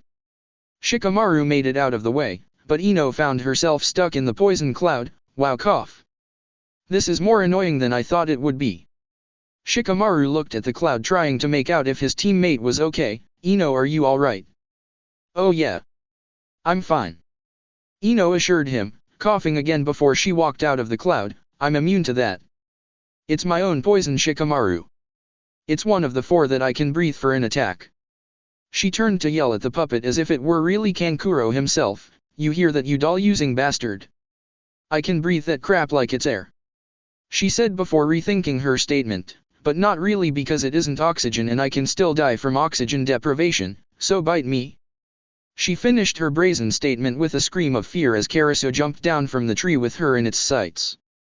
Before it could reach her to attack though, it turned around and suddenly fired a poison-coated kunai at Shikamaru, forcing him to dodge and abort his second attempt to successfully take over the puppet's body. With the opportunity to finally get some distance away from the puppet due to Shikamaru's interference, Ino took the time to head through the forest looking for where Kankuro actually was in order to try and put a stop to him. This led to her scaling a tree hoping to get a better vantage point to search for him from. She eventually reached the very top of a tree to look around the immediate area, only to see Kankuro sticking up on the side of the wall overseeing a massive amount of the arena, especially the forest that the fight was currently taking place in. Kankuro looked down at her and smirked before waving at her with his busted hand. He then did what Ino guessed was a point behind her, because that was what she did, only to see Tamari standing on the top of a tree much in a similar manner as herself, with her fan out and a smirk on her face as well. Before Ino could beat a hasty retreat back through the canopy, Tamari swung her fan and released a blast of wind at her that sent her flying off of the treetop she had been on to slam against the far wall of the battlefield that Kankuro was sticking to far higher up. She let out a sharp gasp of air as she smacked against the wall and stuck her feet against it to keep from falling, though her knees shook against each other. The beating she had taken from Lee the day before hadn't left her body in the best condition. Earlier she said that Naruto had looked like one big bruise after his fight with Fu. Well, if she were to remove her bandages, she could swear that she would be able to give him a run for his money in that department. Turning around towards Kankuro, who was above her on the wall, Ino found out that he had tried to drop down on her with a kick. She crossed her arms to block it, but the weight of the older male genin still was enough to free her grip on the wall with her chakra, sending her falling down off of it to the trees below. Kankuro smirked as he retook his own feet's grip on the wall, all the while watching Ino fall down through the leaves. "Consider the favor returned, bitch," he said victoriously. "That would be at least a 50-foot fall." His feeling of victory disappeared as he saw a shadow fly up the wall emerging from a close area to where Ino vanished in the canopy. Kankuro grit his teeth before choosing to jump far out from the wall, preferring that fate to being stuck to Shikamaru's shadow, especially since he had an out, Tamari. At her brother's behest, Tamari used her fan to kick up a strong draft beneath him that carried him from the wall to a nearby tree, keeping him from potentially going splat on the ground. Both siblings looked satisfied as Shikamaru's shadow retracted back from the wall and Kankuro turned his attention back to working his puppet to kill Shikamaru. He looked down through the trees only to find Shikamaru running away from the edge of the battlefield where they had been fighting back closer to the center. Ino held fireman's style over his back as he was set in an all-out retreat. Heh. I guess you were right after all, Temari. All those guys are good at is running away. There was something wrong though. A guy like Shikamaru wouldn't just cut and run without something in mind. He wasn't really fast enough to outrun them even without Ino over his back, so how was he expecting to get away? She looked her hardest through the leaves and saw multiple explosive tags set at the base of a dozen trees, all burning down. Before the blast and before Temari even finished thinking of a way to get both herself and Kankuro out of trouble, she had a useless thought run through her head just out of pure curiosity: where in the hell do they keep coming up with these explosions from? Boom. Way to clear a forest, Shika. You should be a logger. Ino joked weakly from her place on Shikamaru's back as he ran away from the site of the explosion. Even after bouncing off of branches and tree trunks all the way to the ground, she seemed to have a sense of humor. You know, you used all of the tags that Goldie-kun gave you on that stunt, right? He can make more whenever he wants. Shikamaru disputed, not looking back as he ran his way for the moat to get to the other side of the field. Now shut up and rest for a minute. We need to get over there. Ino coughed blood on the back of Shikamaru's shoulder and touched at the blood from past wounds staining her face with a trail of red. Do you think that got them? Hell no. Shikamaru said without a second thought. We got the stupid puppet though. And if Ino had beaten Kankuro and had taken over his body on her own after leaving her alone beforehand, that meant that he couldn't fight without it. Getting rid of Karasu was a critical blow to their combat effort. I don't even think you got the puppet. Ino responded with even more certainty, now looking back in the direction they were running from due to the fact that she had no choice but to from the position over Shikamaru's shoulders. Why do you think I didn't? Shikamaru's tone was a little irritated. How on earth didn't he get the puppet? It was more or less at the epicenter of the entire blast. And then, as he thought that a dismembered hand of Karasu that had turned into a blade stabbed itself in a nearby tree as they kept moving. Well. Ino trailed off, looking at the 5 floating and blade-dissected body parts of Karasu seemingly in hot pursuit of them from behind, despite the ends of them looking like they had been blown apart from the body. You kind of did, but not really, if you can get the gist of what I'm trying to say. Don't turn around, by the way, just keep running, faster. That was a rather gentle way of saying they were being chased. Ugh. You're heavy. Suffering a weak knock to the head for his remark, Shikamaru grunted as he tried to pick up the pace any further if it were possible. If we live through this somehow, then you're still going to swear I'm dead after we're done, because that's what I'll be sleeping like. Thanks for the ride, Temari. Kankuro said from his place on Temari's fan as they floated high in the air. Both siblings were covered in grime, light burns, and smudged from the residue generated by the explosion that had taken out the forest area, engulfing it in flames. All of the fingers on his good hand were working to manipulate the parts of Karasu that he could save from the blast. If he had the use of both hands, then there would be 10 pieces of the puppet chasing the Konoha genin down below. While her brother was looking down at Ino and Shikamaru, guiding the blades after them, Temari was busy trying to keep the fan in the air to allow him to do so freely. You're just lucky that the blast and the updraft from the fire got us enough elevation to get us both out of that. Love you too, sis. Kankuro said dryly as he continued to focus on impaling Ino and Shikamaru down below. They had a great bird's-eye view of the entire battlefield from that high in the air. From her position on the fan overseeing the entire arena, Temari's eyes couldn't help but pan over to the other side of the moat, since that's where they were headed. She got a glimpse at the Zen garden and saw Naruto still trying to fight Gaara's orb of sand. Idiot. He's actually going near that thing. He doesn't know what's going on in there, or else he'd run his ass out of the arena and keep on going. Gaara's doing that here? Kankuro asked in shock. Is he crazy? And don't answer that, please. The Fugirl did it. Temari said, just because Gaara's is more unstable? That doesn't mean he can't use it either. It was a double standard if Fu could transform and Gaara couldn't. So she didn't turn inherently even more psychotic the way Gaara would. That shouldn't have mattered. Ah! A scream of horror erupted and sounded out all over the arena, stemming right from the middle of it in the Zen garden. But it wasn't in Naruto's voice due to him being crushed by Gaara, instead it was Gaara's voice screaming at the top of his lungs. A normally blood-curdling sound was intensified for those of Suna origin due to the fact that Gaara simply didn't ever make a noise like that. Ever. Gaara! Temari shouted as she maneuvered the fan over in that direction. Moments earlier, Naruto stood outside of the Zen garden flexing his fingers out before unsealing a Fuma shuriken with explosive tags attached to each blade. He hurled the projectile at Gaara's orb of sand only for the sand in the garden to reach up and grab it tightly, stopping its movement long enough for the weapon to detonate away from Gaara safely. A growl slipped from Naruto's throat as he didn't really expect the shuriken to get close, but it didn't even get 20 yards in before getting yanked out of the sky. And the pure mass of sand that grabbed it down didn't make him think that more clones would help in that regard either. There has got to be some way in there, Naruto thought as he backed away a little further from the garden to keep the sand from trying to lash out at him. There was no need to get close to the danger when he didn't even have a plan of action. He looked around and eventually saw Temari's fan gliding high above one part of the battlefield. Show off.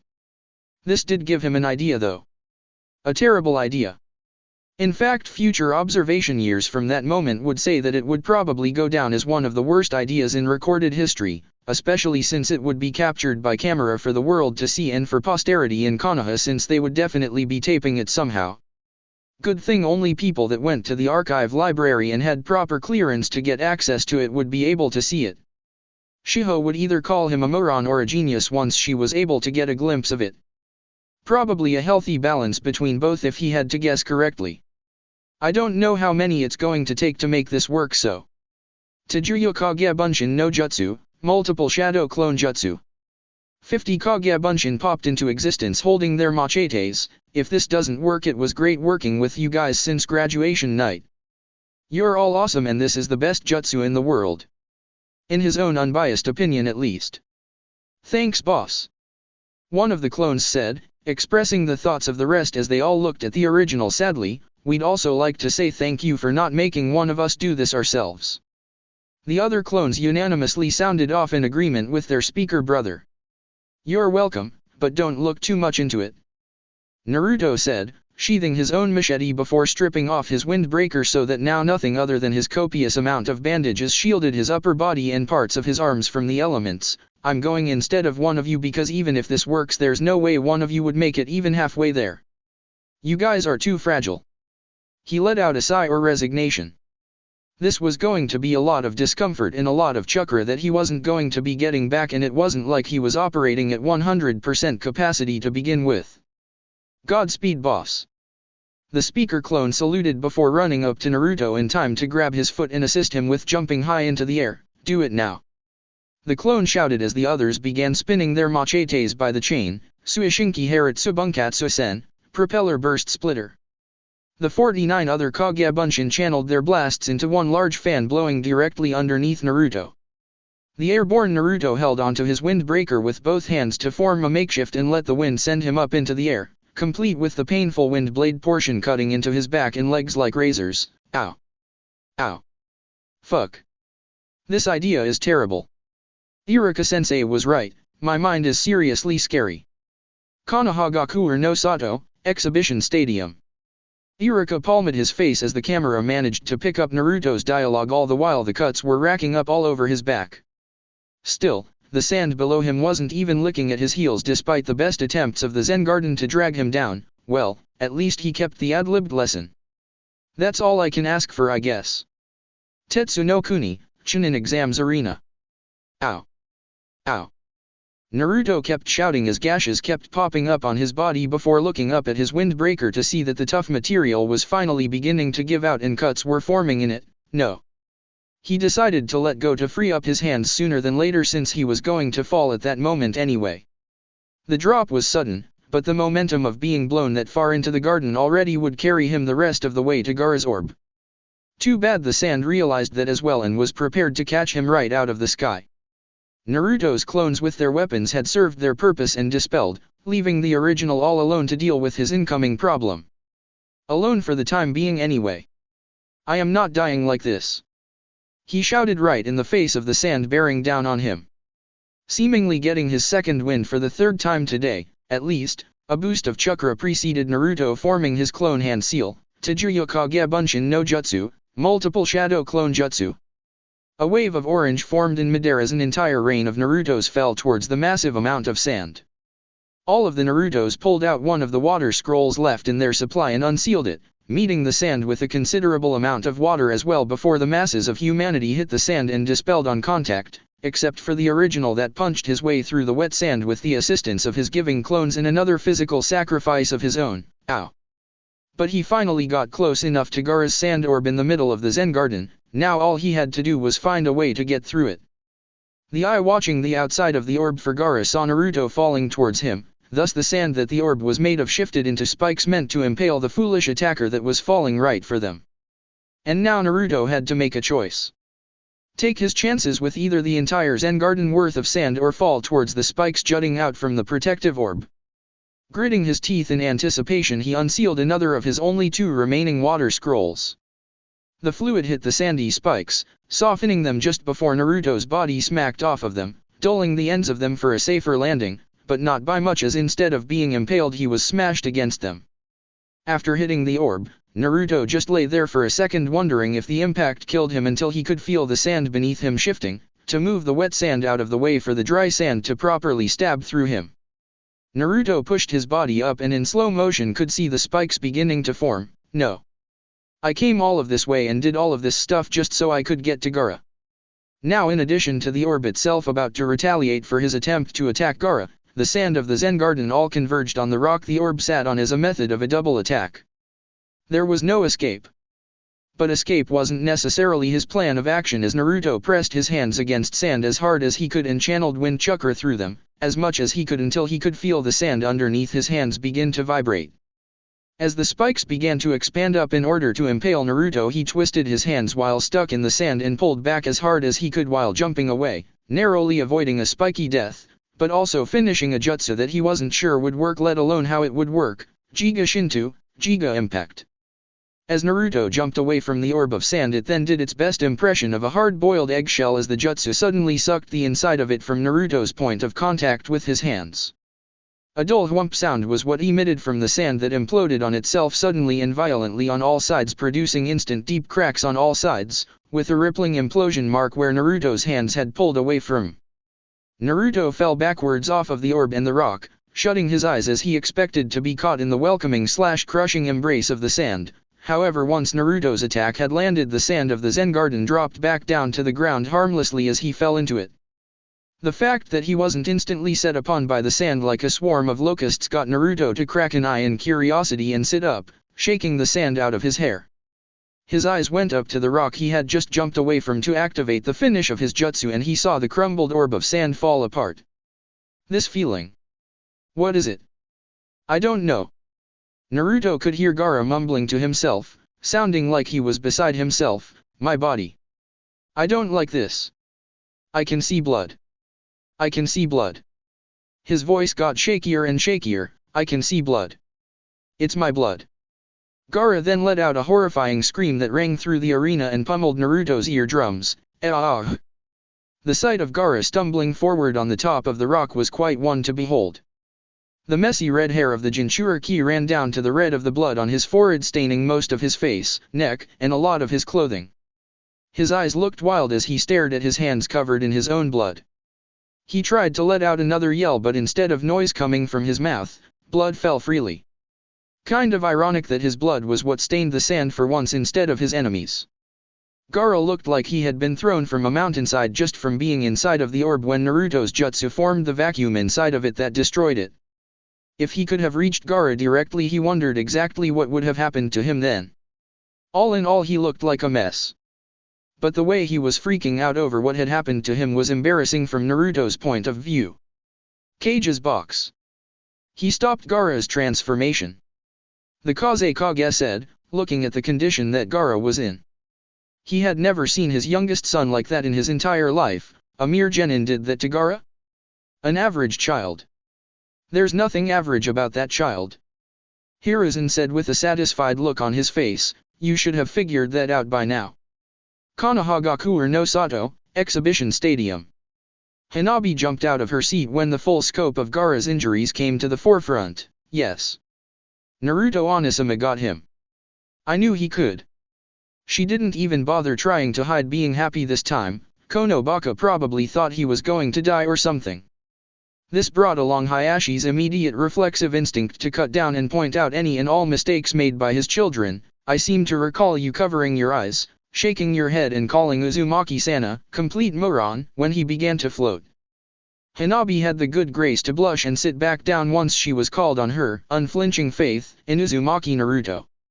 Tetsu no Kuni, Chunin Exams Arena. The hurt Gaara stumbled and fell off of the rock he was standing on and pulled himself up against said rock, still muttering, "It hurts, mother, it hurts, how could someone do this to me? How could Uzumaki Naruto hurt me? He's weak." Gaara rambled on loudly about being hurt, and it almost made Naruto feel bad about getting up off of the ground as he prepared to go in and end the fight, almost. He would be glad when the fight was over. And with that in mind he drew his machete and began walking steadily over to Gaara, still wary of any more surprises from the boy. "Gaara." The voice of the female Suna ninja sounded out before she dropped to the ground and kicked up a sandstorm, forcing Naruto to cover his eyes as she stood between him and Gaara. She looked at her injured little brother, and seeing him in such a poor condition, one she had never thought in her wildest dreams would be seen on him, put a white-hot protective anger into her eyes, and she looked back at Naruto. His team had been the cause of so much harm to her family, and it was hard to be professional in a situation like that. "You bastard, you won't kill him." Dekame Tachi no Jutsu, Great Sickle Weasel Jutsu. A more powerful version of Tamari's wind attack flew at Naruto, who lifted his machete and channeled wind through it as a method of defense. It was a flimsy one at best, as Tamari's jutsu formed blades with the air currents that mostly slashed around the weapon that only covered what Naruto perceived to be his vital areas.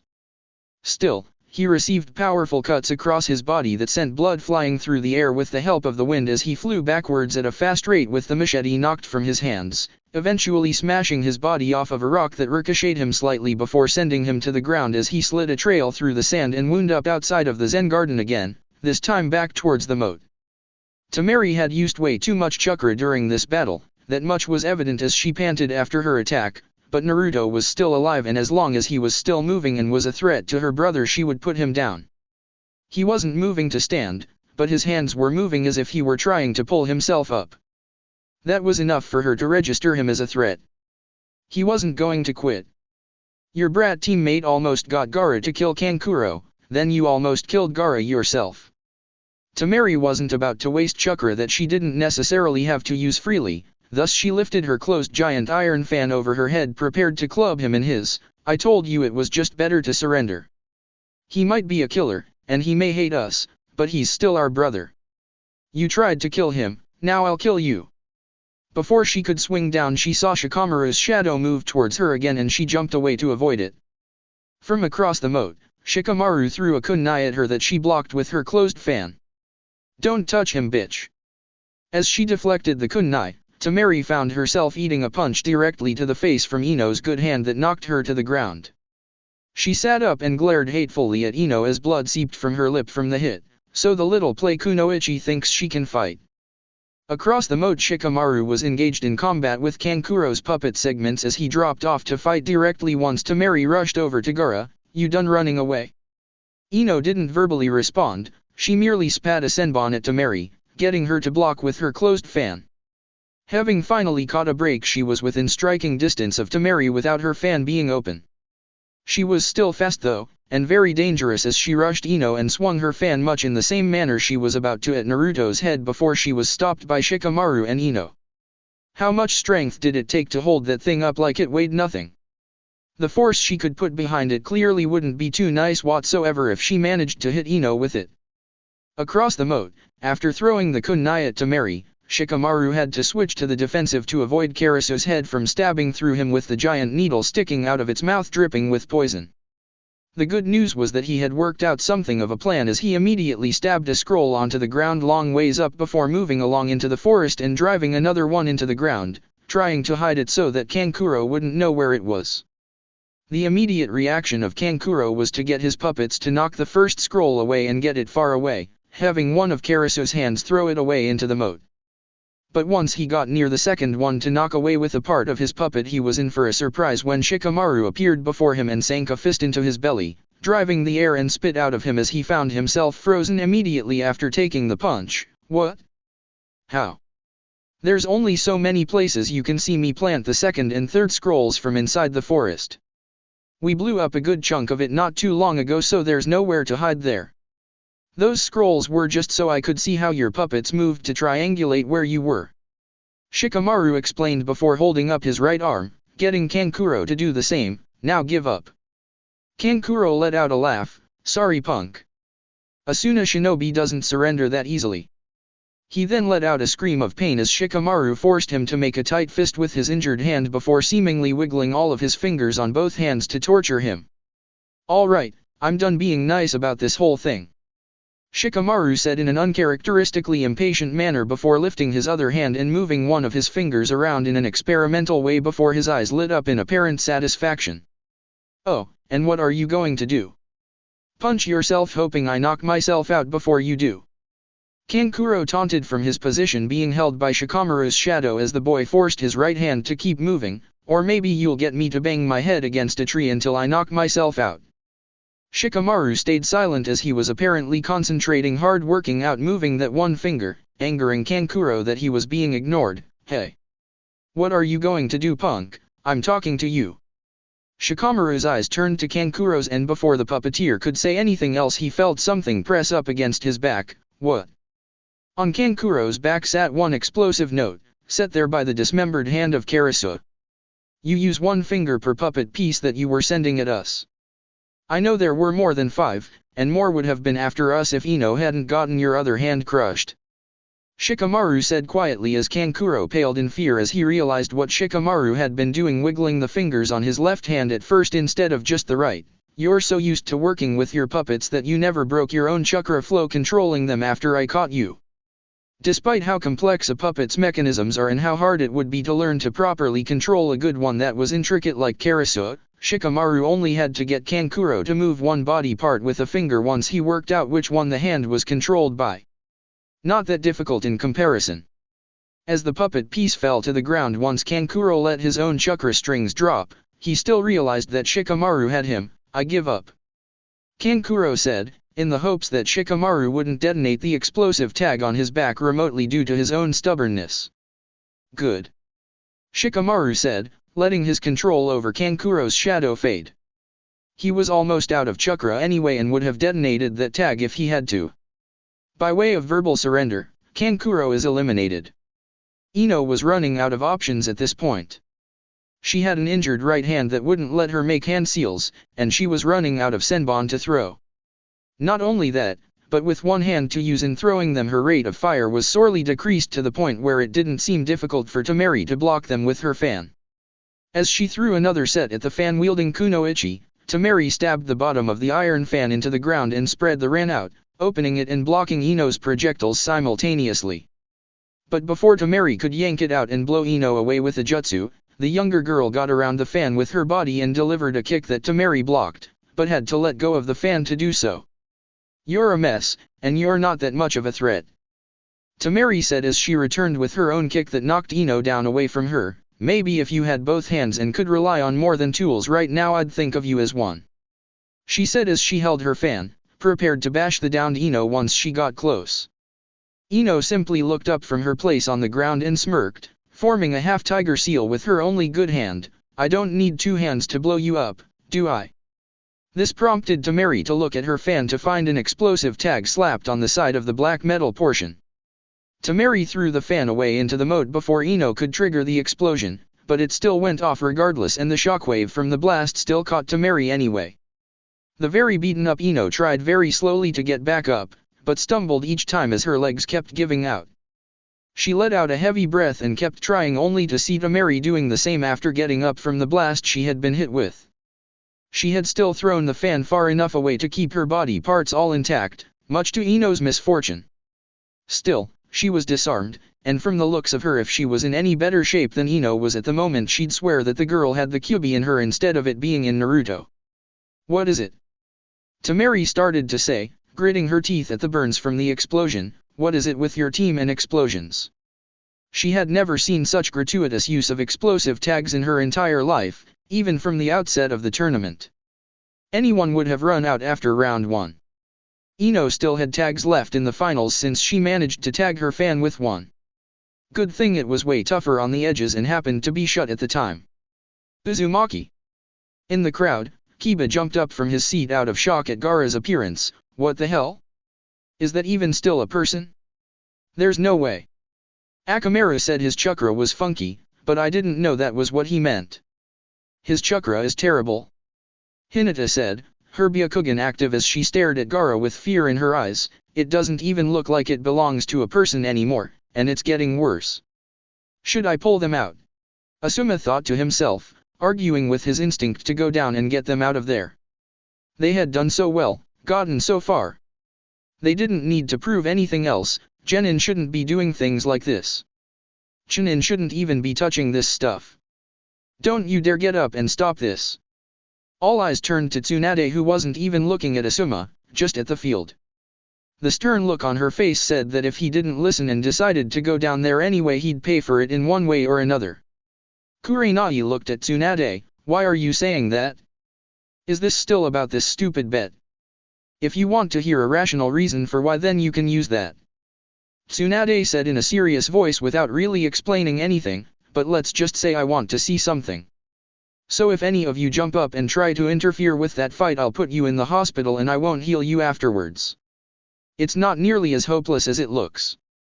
Both girls turned towards the Zen garden a few dozen yards away and saw Gaara walking out of it, only not the same as when Temari had left him. The gourd that had been on his back seemed to be breaking down, covering his right arm in the form of a massive clawed arm and the right side of his face, giving it strange tanuki features as well as producing a large tail from his back. He stepped out of the sandy area, gritting his newly sharpened teeth and looking around rapidly with his warped eyes, now being yellow. The changed parts of his body had blue vein-like markings over them. "Gee, Gaara?" Temari asked him, taking a step away from him. Ino did the same in the taking a step away regards to Gaara. That's Gaara? Why did he change his appearance like that? Where is Uzumaki? Gaara asked in a manner that demanded a response from someone or else. Hearing that he still demanded Naruto's blood seemingly more than ever now, Ino yelled at him, "You still want to kill him?" Everyone turned to where Naruto was, still laying on the ground bleeding from Temari's attack as he tried clawing his way back to his feet once more. This stupid exam isn't worth fighting to the death for. Stay down already, Naruto, I don't care about winning anymore. I don't care about the exam. Gaara shouted, lunging at Ino before taking a swing at her with his massive claw. Ino was surprised by his boost in speed and agility and narrowly escaped getting slashed with the claw, but she was unable to escape the tail of Gaara that smashed into her and sent her flying. Do I look like I possibly care at all about your stupid exam? This isn't what this is about. Someone like Uzumaki, someone like him is willing to deny my existence. Trying to put an end to me. I'll kill him here and show what will happen to anyone that tries to do the same. Naruto saw him hit Ino and saw that she wasn't moving after the attack. Still trying to get up, he could only feel the blood underneath himself from Temari's wind attack. His vision had been getting spotty ever since he had been damaged. Get up, weakling. Naruto heard from inside of his head, speaking to him as clear as day, you really are this pathetic that you need me twice in one day, aren't you? But I won't just let you lay there and die no matter how much I despise you. Oh, shut up and give me your chakra. Naruto thought, wondering if the Kyuubi could even hear his thoughts like that. Time to get back up, I guess. I won't let him just do what he wants. He's not hurting Ino anymore. Feeling a swelling of power inside of him that filled his muscles and started knitting the graphic slashes on his chest back together, he began to stand back up. Hey, leave her alone and mess with me. We're not done yet, he said, his voice sounding stronger than he thought it would. Gaara just turned towards him and cackled, so you were going to stay down, but you'll get up to die just because I harm your teammate. You're a fool. You get your energy merely to come to her aid. He lifted his tail up over Ino and prepared to drill it down on top of her. Well, let's see just how much more chakra you have to give if that's what inspires you. Before he could drill down, Naruto vanished from his sight with a burst and blur of orange chakra emitting from him and reappeared, holding onto his tail tightly. Orange chakra blazed off of Naruto's body as he dug his feet into the ground and hurled Gaara by his tail towards the moat. Gaara's arm stretched out and grabbed onto the wall of the moat to keep from falling into the water and jumped back up to land on the other side. You shouldn't think the end will come that easily, Uzumaki. Naruto growled as he walked over to Ino, flashing a glare of a look at Temari, getting her to step back away from him as he kept walking over to his female teammate. He kneeled down by her to find that she was still conscious. Ino-chan. So this is what your special chakra feels like? I told you I couldn't ever be scared of you. Ino coughed and lifted her arm to weakly slap his face. I'm fine, Goldie-kun. Just really tired. I don't have to get up to save your ass again, do I? Naruto just shook his head before looking around for a proctor. Hey. She's not fighting anymore. He said, gesturing to Ino, someone needs to get her out of here right now. He wasn't dumb enough to think that fighting Gaara was going to be simple the way he was. Genma appeared by the two Konoha ninja in a shunshin and kneeled down by Ino as well. Are you saying she's out? He said, trying to ignore the feeling he was getting from Naruto. He still seemed to be in control.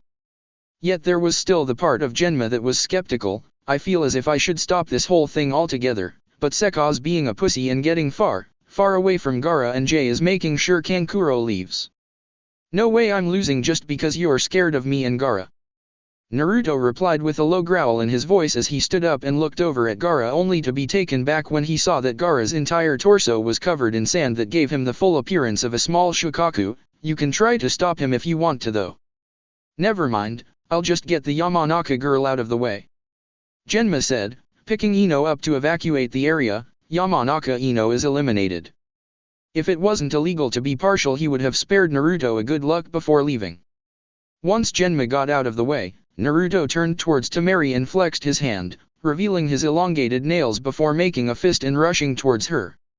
While before he had already been faster than her, it wasn't even a contest anymore. Her lack of fan gave her no way to defend against the sudden attack from Naruto as he gave her one good right hand to the face that sent her flying. He stood with his fist still outstretched as he watched Temari's body flail off along the ground in the distance from the hit. He stretched his fingers and heard them crack in a satisfying manner. Would it be wrong to say that the punch made him feel much better? Temari did try to cut him into at least 2 bits with a wind jutsu not too long ago, but maybe the chakra running through him made him feel a bit more vengeful than normal.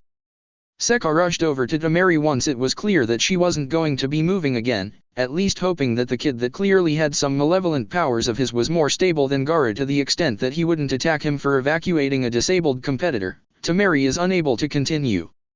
She is eliminated. Stop wasting my time, Uzumaki. Gaara roared at him in his bestial form before leaping back across the moat to attack him. He swung one of his massive clawed arms at Naruto, releasing dozens of projectiles. Suna Shuriken, Sand Shuriken. Stop wasting mine. Naruto yelled back as he started charging through the uninterrupted barrage of sand weapons to get close to Gaara again. Apparently his sand defenses were gone because he didn't use any, instead deciding to lunge at Naruto and rely on his size to dominate. Naruto delivered a violent punch directly to Gaara's head that pulverized part of his sand face and knocked him backwards, but Gaara just jumped right back up and laughed. What's so funny? Naruto growled to him, feeling like he had just punched slowly drying cement. Gaara stopped laughing and snarled at Naruto again. I'll tell you. It's your pathetic attempts to get through to me. You can't hurt me, Uzumaki. You aren't strong enough, you're weak. Do you know why you're weak? I don't care. Naruto yelled, shutting Gaara up as the Kyuubi's chakra fueled him. It was one of the best feelings he had ever had in his life, being fully aware of just how strong he was for once. He knew he was strong, and one way or another he was going to make Gaara feel it. The desire to beat Gaara senseless was overriding any strategic thought he had. He was about to rush Gaara again and beat on him for as long as it took to put him down until Shikamaru's voice called out to him. Naruto, stop. The pineapple-haired genius ran up to Naruto from behind. Is that stuff messing with your head or what? Quit being stupid and wait. Stop attacking blindly and start thinking. Naruto turned towards Shikamaru with a glare, getting him to wriggle slightly at that overwhelming aura being directed at him before he got himself together. You just hit him with your best shot, didn't you? You hit feel like that too, and she barely budged just like now, so how did you win? Naruto paused in his intention to assault Gaara to take what Shikamaru said to mind. Though now it was clear that his fight with Gaara was more level than his fight with Fu, as she was better with slowly imposing her will with her powers in a battle of attrition. While Fu tried to evade him once she knew he had gotten stronger, Gaara would just try to hit you or goad you to attack him and you would trade back and forth. He wasn't as fast as Fu with her wings, he wasn't even as fast as Naruto was with the Kyuubi's chakra active. He didn't defeat Fu by beating his head against the proverbial brick wall until it crumbled, he beat her with outright trickery. That's why you're weak right there. Gaara roared at Naruto, glaring threateningly at Shikamaru. You're going to listen to him? You're going to stop fighting the way you want to, you're going to stop doing what you want just because he says something to you. For what? Live for yourself. Love only yourself and you will always be the strongest because you're the only one that matters. Naruto looked between Gaara and Shikamaru repeatedly as the Kyuubi's chakra still rolled off of his body. Gaara lunged at Naruto and Shikamaru once he got sick of the posturing from the pair of Konoha genin. If you won't fight then you'll just have to die. Naruto moved in front of Gaara to get between him and Shikamaru only for Shikamaru's shadow to roll around his body and get a hold of Gaara's. He simply couldn't hold Gaara still due to the pure brute force provided by his current form. I'll kill you first for interrupting our fight. You're ruining everything. He did what could be best described as a shoulder check that bullied Naruto to the ground and out of the way as he moved towards Shikamaru. He's obsessed with fighting Naruto, but why? Before Gaara could hit Shikamaru, a puff of smoke engulfed him and he was replaced with Naruto's presence, who immediately lunged at Gaara and forcefully tackled him mid-swing. Gaara and Naruto rolled on the ground before Gaara's tail pried Naruto off and left him open enough for Gaara to slash him across the body. Before anything else could be done, Shikamaru kicked Gaara in the side of the head, directing his attention again. Oh, great idea, Shikamaru. Pick a fight with the scary sand monster. Before Shikamaru could pay for his useless interference, Naruto punched Gaara in the head 3 times, turning it to mush and freeing himself from the grip of Gaara. Before the head could reform, Naruto took up a position behind him, grabbing around Gaara's tail. You're not too big to get tossed around. Naruto took to slamming Gaara about on the ground repeatedly, trying to smash open that monstrous shell of his with pure blunt damage due to the absence of his machete.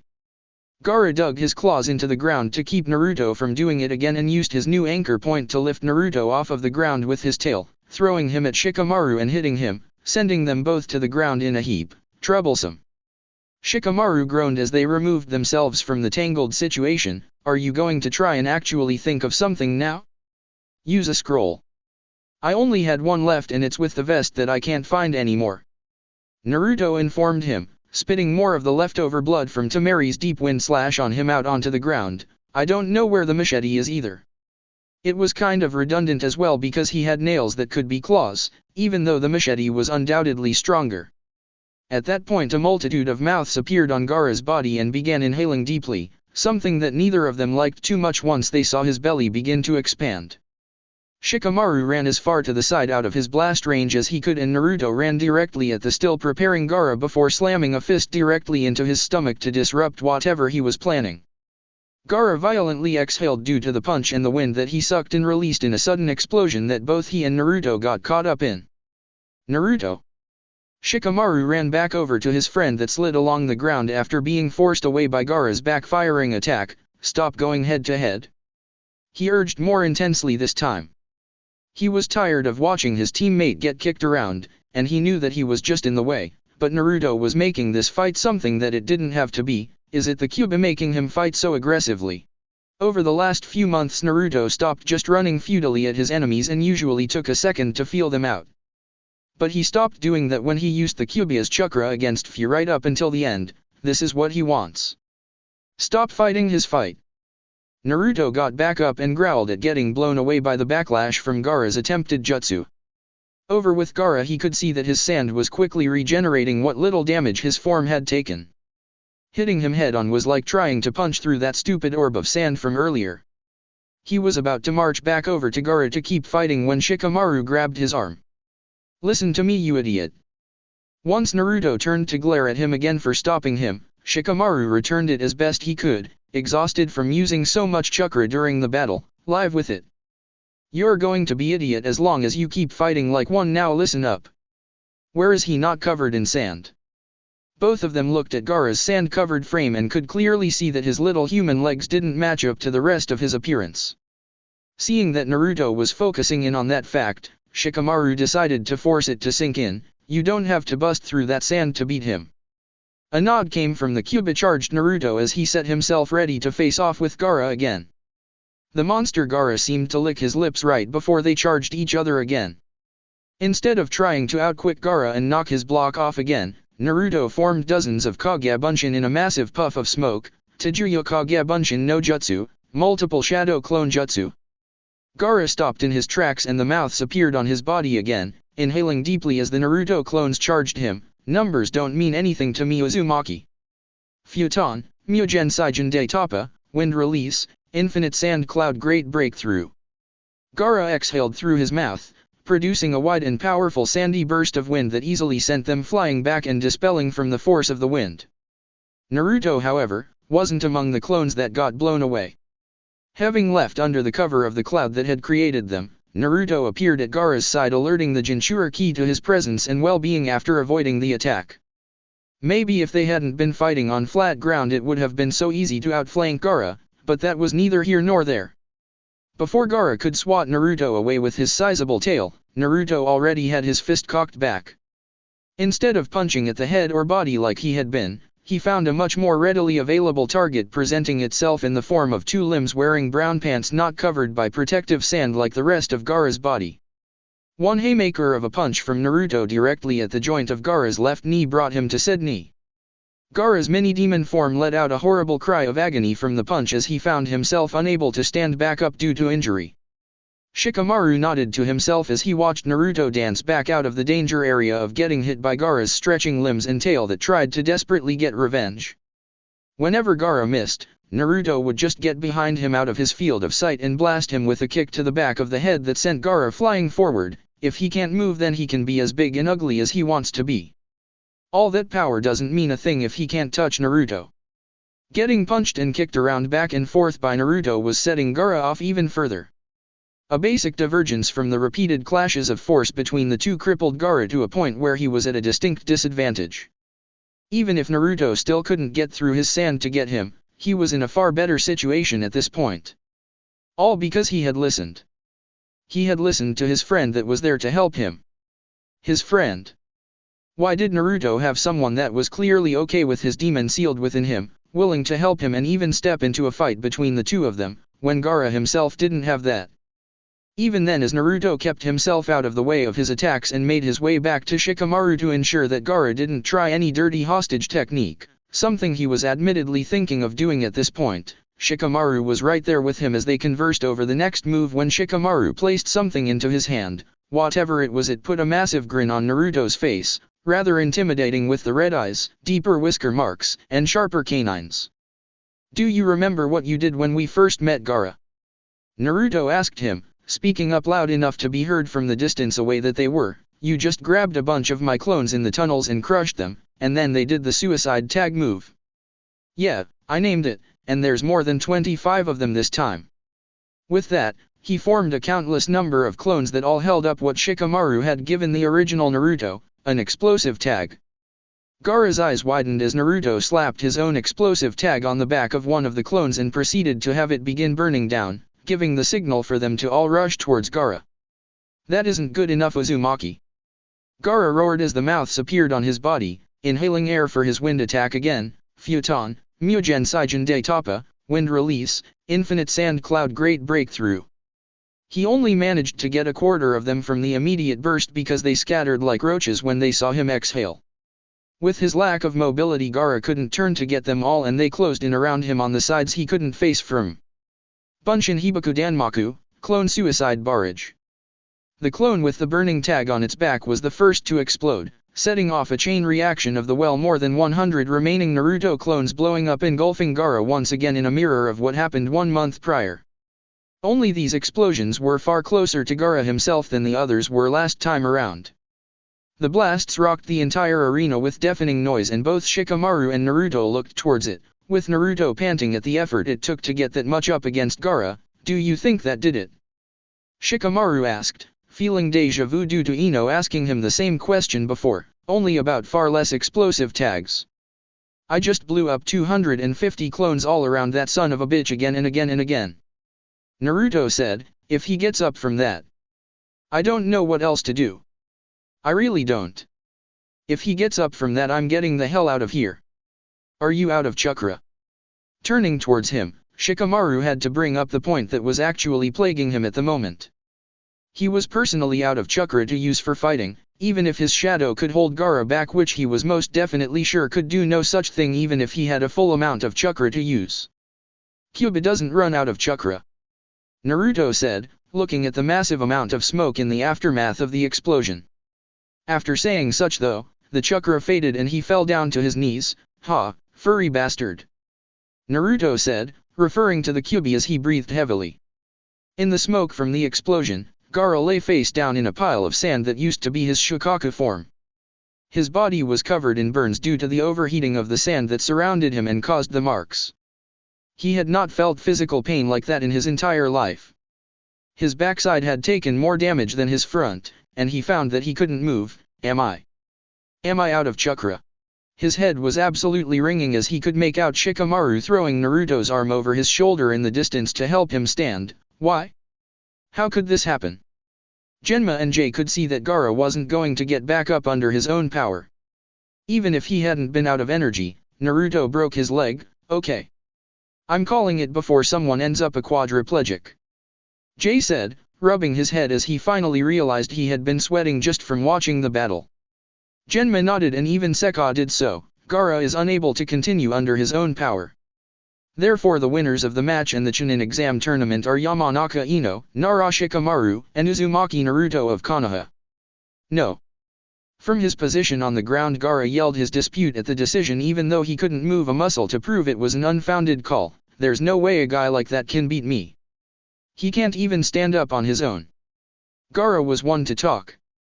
Genma rolled his senbon around in his mouth, looking at the beaten down Jinchuriki. He doesn't need to be able to stand on his own. He still has his teammate. You're beaten, kid. It's over. It's not over. Gaara shouted as sand began flying up around his body in a wide berth, beginning to form a massive construct with blue vein-like markings on it. It looked like a larger, titanic version of the creature Gaara had turned himself into, or it would have had the sand not been quelled back to the ground around Gaara by a massive amount of gold powder.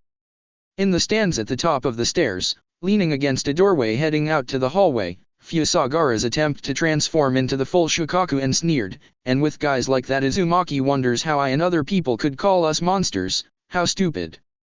She shook her head and walked away from observing the battle. Who transforms in the middle of an arena in front of thousands of people? Psychopath. Cage's box. The Kazekage's eyes had dark rings similar to Gaara's around them as he was standing out of his seat by the edge of the box, seemingly manipulating the powder of gold out on the field to keep Gaara's sand from rising up to create his massive Shukaku form. You are not releasing that thing in here, Gaara. This is not the place for a full possession. He thought to himself as he focused to prevent Gaara from releasing his Biju, Mifune Dano. I believe it would be best to evacuate the stadium at this time. Gaara is done. Hiruzen stood up by the Kazekage's side, looking down at what was going on. So this is your gold dust that you use with your Jitan, magnet release. Do you require any help, Kazekage Dano? That's not necessary. Still keeping Gaara from creating the Shukaku, the Kazekage let out a grunt of effort. It is Suna's responsibility to keep its Jinchuriki in check. He will not rampage, I can assure you of that. I know what I'm doing, Hokage Dano. He had been doing it for decades by this point and was getting better at holding the beast down. I made a humming noise as he oversaw the battlefield, so I'll guess that you're using the gold to weigh down the sand and keep it from letting the demon take form. What an inventive taming method. He wasn't a stranger to the Kazekage's Kekai Genkai, but he hadn't seen his own use of it in person. It reminded him of how Gaara seemed to normally fight, but with a more potent material to use. This is why we don't bring Jinchuriki to the exams. Onaki stated dryly. In his opinion, they were lucky that Fu was seemingly more stable or had more sense than to release hers the way Gaara had just tried to. It ruins things for everyone. I was having fun until now. Naruto and Shikamaru just stood staring with their jaws dropped once Gaara seemed to release the Shukaku just to keep fighting a meaningless battle that they certainly weren't going to stick around to keep fighting since it was technically over. They thought they were all about to die and that everyone in the arena was toast until Gold started holding the sand down. But the sand wouldn't lay quietly and started trying to thrash under the weight of the gold dust. Crap. Shikamaru said as he could see the sand that was about to try making the Shukaku stretch out in an outpouring wave along the ground. Run. Sekka said, being followed by Genma and Jay off of the field. Run where? Naruto shouted back, still being held over Shikamaru's shoulder. A large amount of the sand started crashing towards the proctors and the genin forcing them all to start running, with Genma helping Shikamaru carry Naruto's near-dead weight. They started running towards the entrance tunnel in an effort to get away and Genma had to make a comment allowing Naruto to hear it purposefully. Kid, I swear to Kami after seeing this, no one in Konoha better be stupid enough to think you're dangerous ever again. I'll slap them myself if I ever hear anyone say so. Thanks, but I'd really just be okay with not dying right now. Naruto yelled, looking over his shoulder as he tried to move his legs to not be such a burden on his helpers, door, or stairs. Stairs. Shikamaru said as they entered the tunnel, the sand bearing down quickly. They weren't going to run further down the tunnel to reach the doors and then stop to open them up. That was stupid. With that, all 5 of them rushed up the stairs as the sand came crashing through the tunnel, though they were firmly out of its reach by that time. Sekka let out a breath of relief, cause Kage-sama kept Gaara's demon from taking over. He looked towards Naruto, nothing has pushed Gaara that far in 6 years. Shikamaru and Naruto looked at each other before blinking. Thanks. Shikamaru said, speaking for his dumbfounded friend before speaking to him in a curious whisper, can you do anything like that with the you-know-what? How the hell should I know?